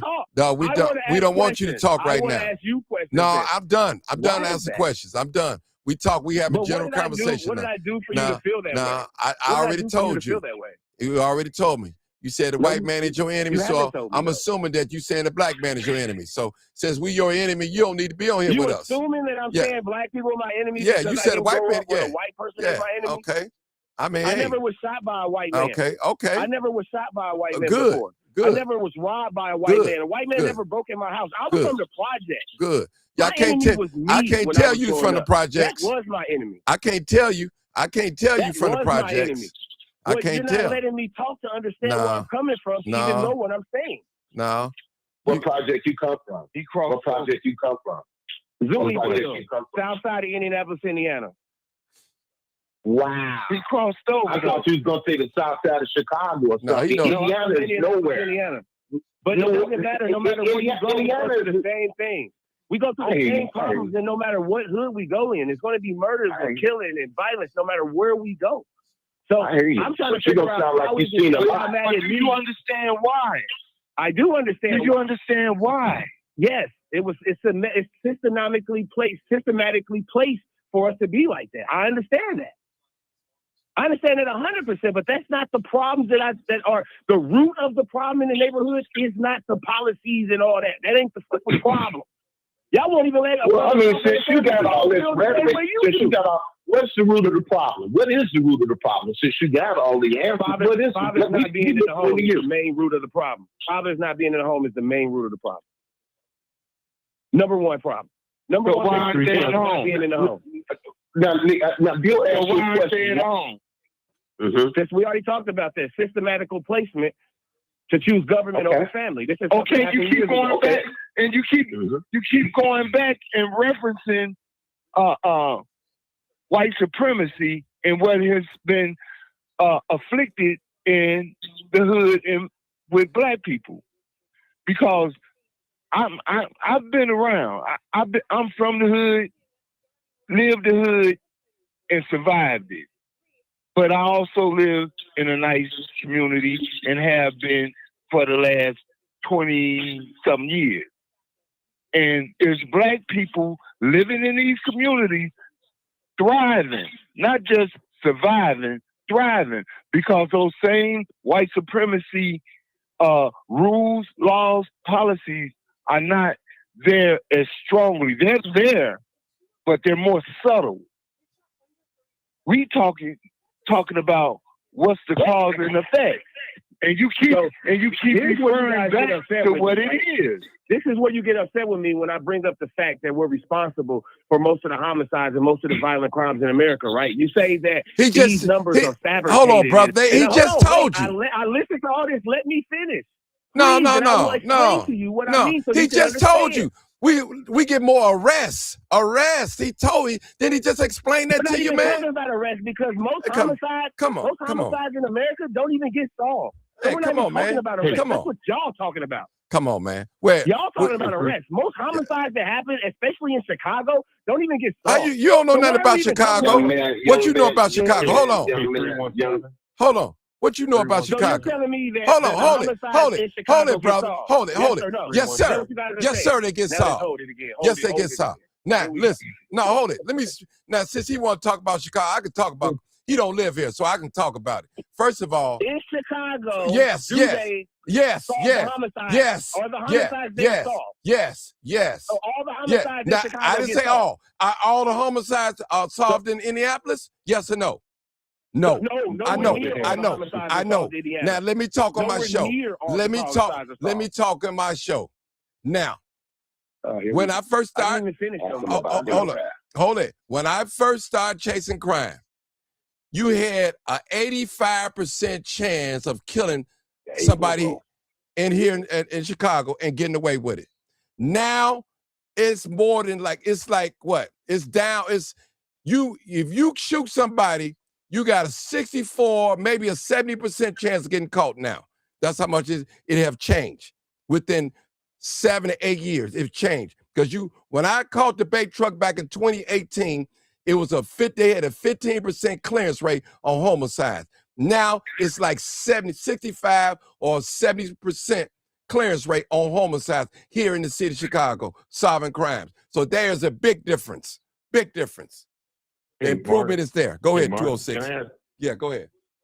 Let me ask 317. Let me ask you a question. Because Chicago has had a clearance rate of homicide. They've had problems with that for a very long time. Let me ask you something. If you say that the police are hardly, or they have a low clearance rate, to an extent, I agree with you. I agree with that. But let me ask you this. If the police have a low clearance rate of solving homicides, then how do you know that the homicides are black people then? Because how the census rates of murders, they don't rate them by color and relation. The census listen, people in the country. You're not letting me. So if you're going to ask me a question, allow me to explain it so everybody understands, even if you don't want to understand it. Because there's other people that really want to understand what I'm saying, right? Go ahead. So that's all right. So as I was stating, I'm not even talking about ones that get solved, because most homicides that happen don't get solved. But that doesn't stop the rate of homicides and how many homicides are happening. That's how they can base how many. This is how they base how many homicides are in a neighborhood, which neighborhood is the worst, where you can't go. They base it off homicides in that area, right? Yeah. As of where I'm from, you can look this up. Where I'm from, a street called Gladstone, Indianapolis, Indiana, ranked number 9th worst street in America. 14 homicides on one street in a 5-year span, which puts it at a top rank. That's how they rate them, if anybody wants to know how statistics are done. So now my question to you. Earlier, I let you ask me questions. Now I got one for you. Earlier, you said that I was making this up. It was a white or Kirk fact or whatever you were saying when I said that black people commit 55% of the homicides and violent crime. Not even homicides. They don't even say homicides. Violent crime. 55% of the violent crime, and we're 15%. You said I was lying. Can you please? Now, if anybody wants to look this information up, it's called the censusblackdemographic.com. 2017. You can go look this up right now while you're on the phone with me. 2017. It's all legit, right? So now can you tell us you said what I said is non-factual, which is the reason why this stuff is happening, because people just ignoring the real fact. So can you please tell us, and it's Black Demographic Census Whitehouse.com. You can point it up and it'll tell you the black demographics for everything, from marriages to single household to lockups to violent crimes to sexual crimes. All of that is in there, right? So can you tell me your website or wherever you get your facts from that the FBI sense facts that 55% of homicides are done by the black community? Can you tell me where that's a lie and where I can look that up to prove that's a lie?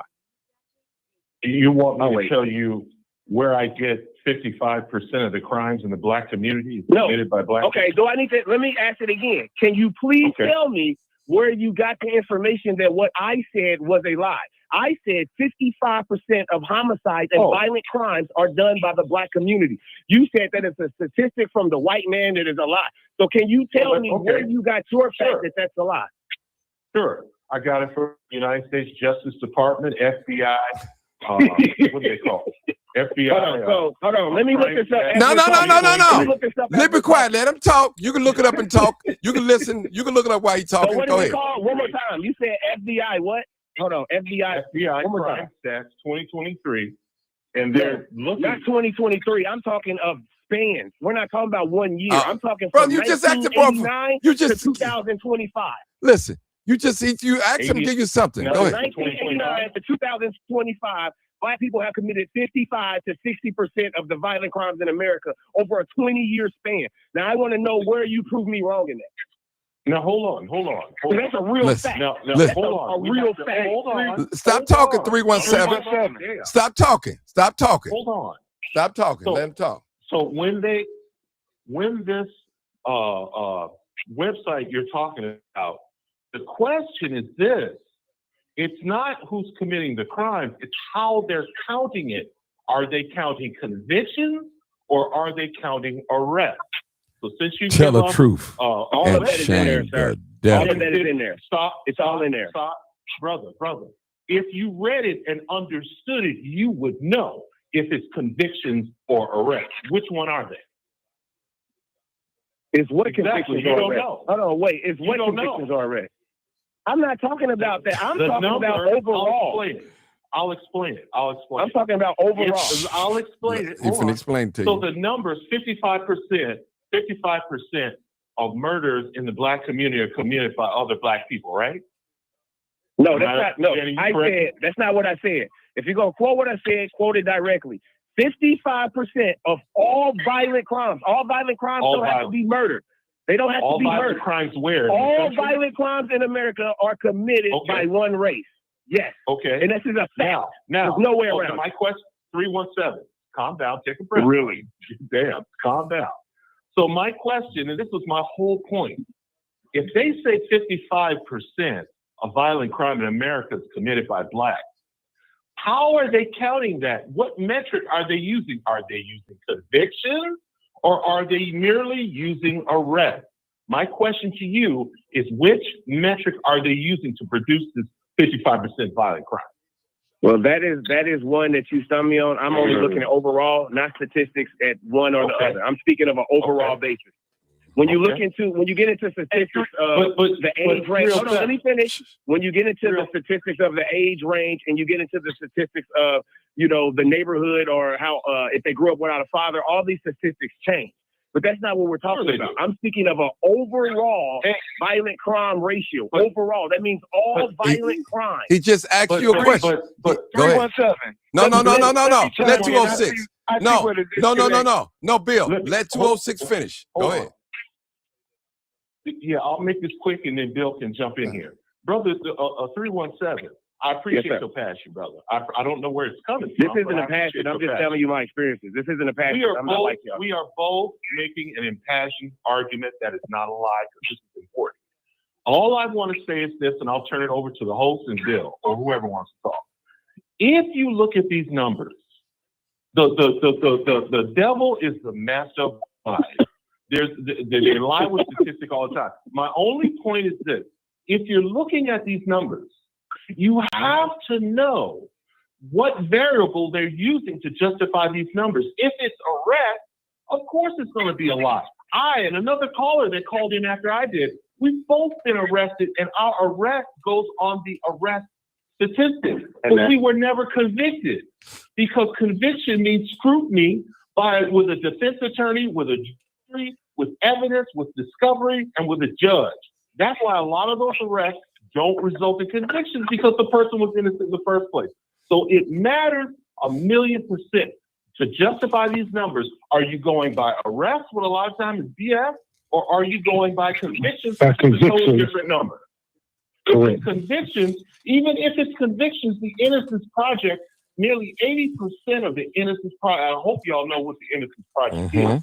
They have free 80% of the people they free have been Black men who are wrongfully convicted. So you can't trust the arrest numbers and you can't trust the conviction numbers. That's all I'm saying. 307. Do you understand that? And I understand that, but where is your proof that that's happening? Give me something where I can go look at to give me the real facts. If you don't have them, then I only can go by what I say. You have to give. Oh my God.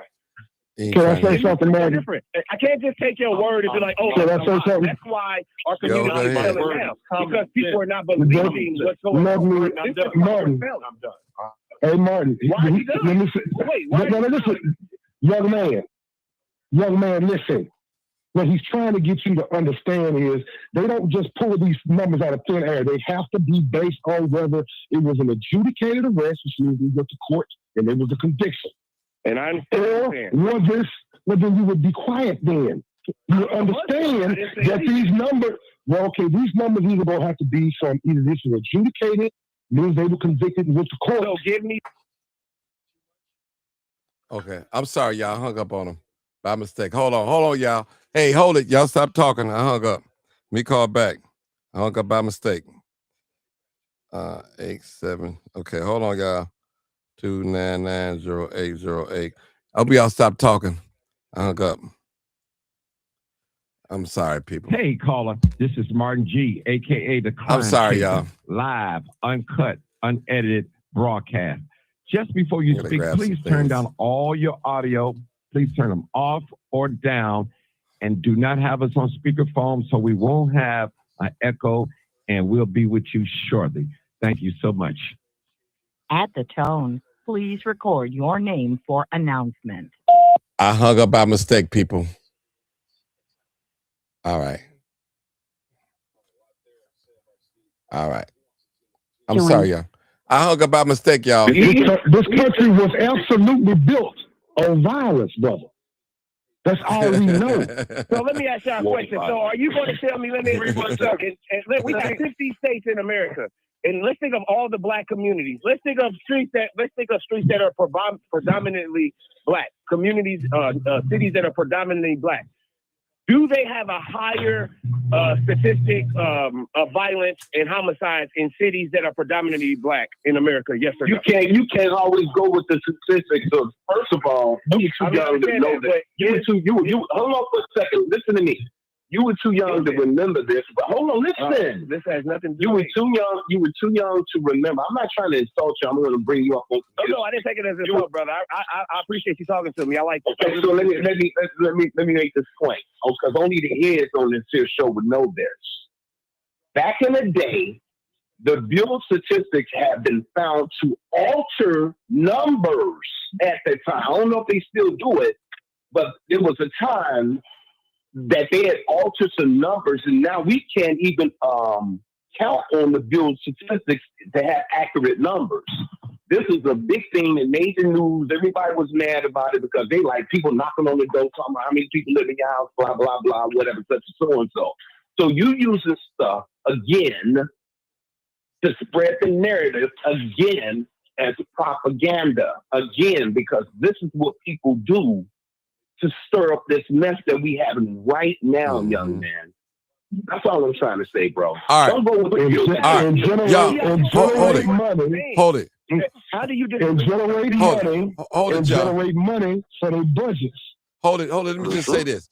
Hold on. I want to say this, people. Oh, sorry, Mr. Martin. Let me just say this. The host. This is something to think about. This is logic. Who is the most likely to get arrested falsely in this country? A black man. A black man. Okay. All right. That's logic. Who is most likely to have to make a deal? Who's most likely to have to make a deal in order to get out of prison? I didn't say nothing. Now I will say this. Is that the problem in the black community? Hold it. Let me just say this. No. You answer the question. Let me just say this. Yes, sir. Cook County in the state of Illinois is the #1 false confession in the world. County in the world. You can Google that. Cook County. The county of Cook is the #1 false confession county in the country. Now, listen. Now, okay. Let me say this, Bill. Hold on, Bill. Hold on. Like 206 said, we had so many black men, and some still are, was falsely arrested, made to confess to a crime that they did not do through torture. Torture by police. Was he the sergeant or commander? Commander. Mr. Bird. You can look that story up. Burgess. Yeah.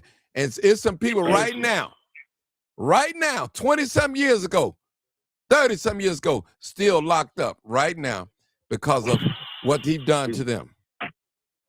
So what is the problem in the black community now? No, hold on, brother. You're not black. Hold on. I want to respond to that.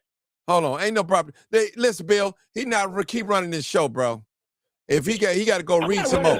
You're not gonna keep running this show, bro. You had enough talk, and that's it. You had your little few minutes of fame. Yeah, go ahead, Bill. No. Yeah. Let me say this. There's a disconnect. 317. Let's sit after this. Listening. He don't want to listen. On this, hold on this show. On this show. Done with this. I'm done all with this. These men that's on this panel, I've been on this show for years with these guys. We're not saying that there isn't a problem with the crime or the shootings. We have never, not once, not one of these men on here don't see that that's a problem. It's a big problem. And they have stressed it on this show over and over again. My thing is this: we can chew bubblegum and walk at the same time. That's a problem, but that's not going to alleviate what the real problem, the real cause that's causing this. Yes, it's a problem. That's why we mad. It ain't that I hate white people. There's some good white people out here. But I know white supremacy ain't good. I know they didn't have they foot in the ghetto, painted black, walking around stumping like the devil. I do know that, and we're not saying it's not a problem. We know it's a problem. It's a big problem with every man, especially Martin. That's why he got the platform in the first place. But we can't forget our past, like the other young man said, and go on when we won't have no direction to go on, when we won't admit to the cause of it all. It's hard to fix anything when you don't admit what the problem is. That's all I got to say. Last caller, 0404, and I'm done. Last caller. Yeah, we need some help. Thank as you. a whole. Thank you, bro. Thank you. And thank you. And we, when they took God out of the school, that's what really was the beginning of a downfall. Thank you. We got to start having some faith and some hope and speaking positivity in our community as well over ourselves. Thank you. So that's the first thing we need to do. I truly believe that we have to reach the next generation before it's too late. It's coming real close to an end where these laws going to change, and it's going to put us in a bad predicament. So if we can have some type of unity, some type of respect for one another, because that's another thing we lack is the respect. If we can just start to listen to one another and hear a person out, maybe that'll be a beginning of a new beginning. Bro, that's all I want to say. We got to respect the truth. That's what we got to respect.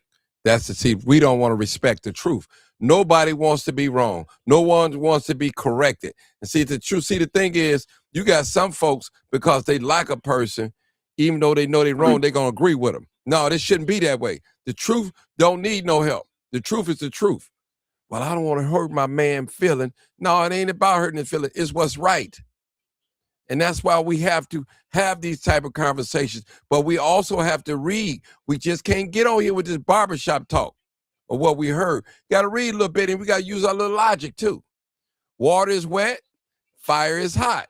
So we have to use logic, people.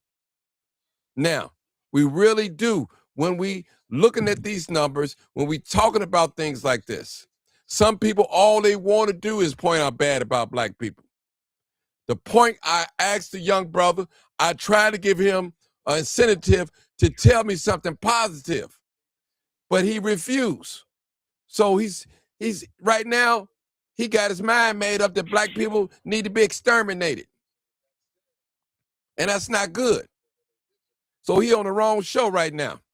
He need to go back and read a little bit or listen to some audios if he can't read and learn some things and meditate and know how to use logic. Because if you come on here talking about you want to kill black people, exterminate them, then I turn around and ask you to give me 2 inventions or several inventions that black people made in this country, and you defy it. You don't want to do that. All you want to do is kill. You hate black people. Somebody like that people, you got to watch, and that's why a lot of the young people his age is shooting in a crowd of people because they don't respect the truth and they don't care nothing about this skin color that they in. They hate it. And I'm telling y'all people, you got young people right now that got guns on them. If brothers new or used, they're ready for one negative reaction so they can justify in their mind why they shot and killed you. Trust me. That's the problem we having right now. That same mentality he got on there with today, that's the mentality that we're facing with our youth.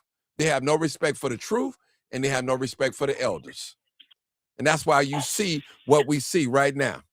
Right now. You see it right now. Shooting and killing. Anytime somebody can ride up and shoot into a crowd of people that have not done anything to you.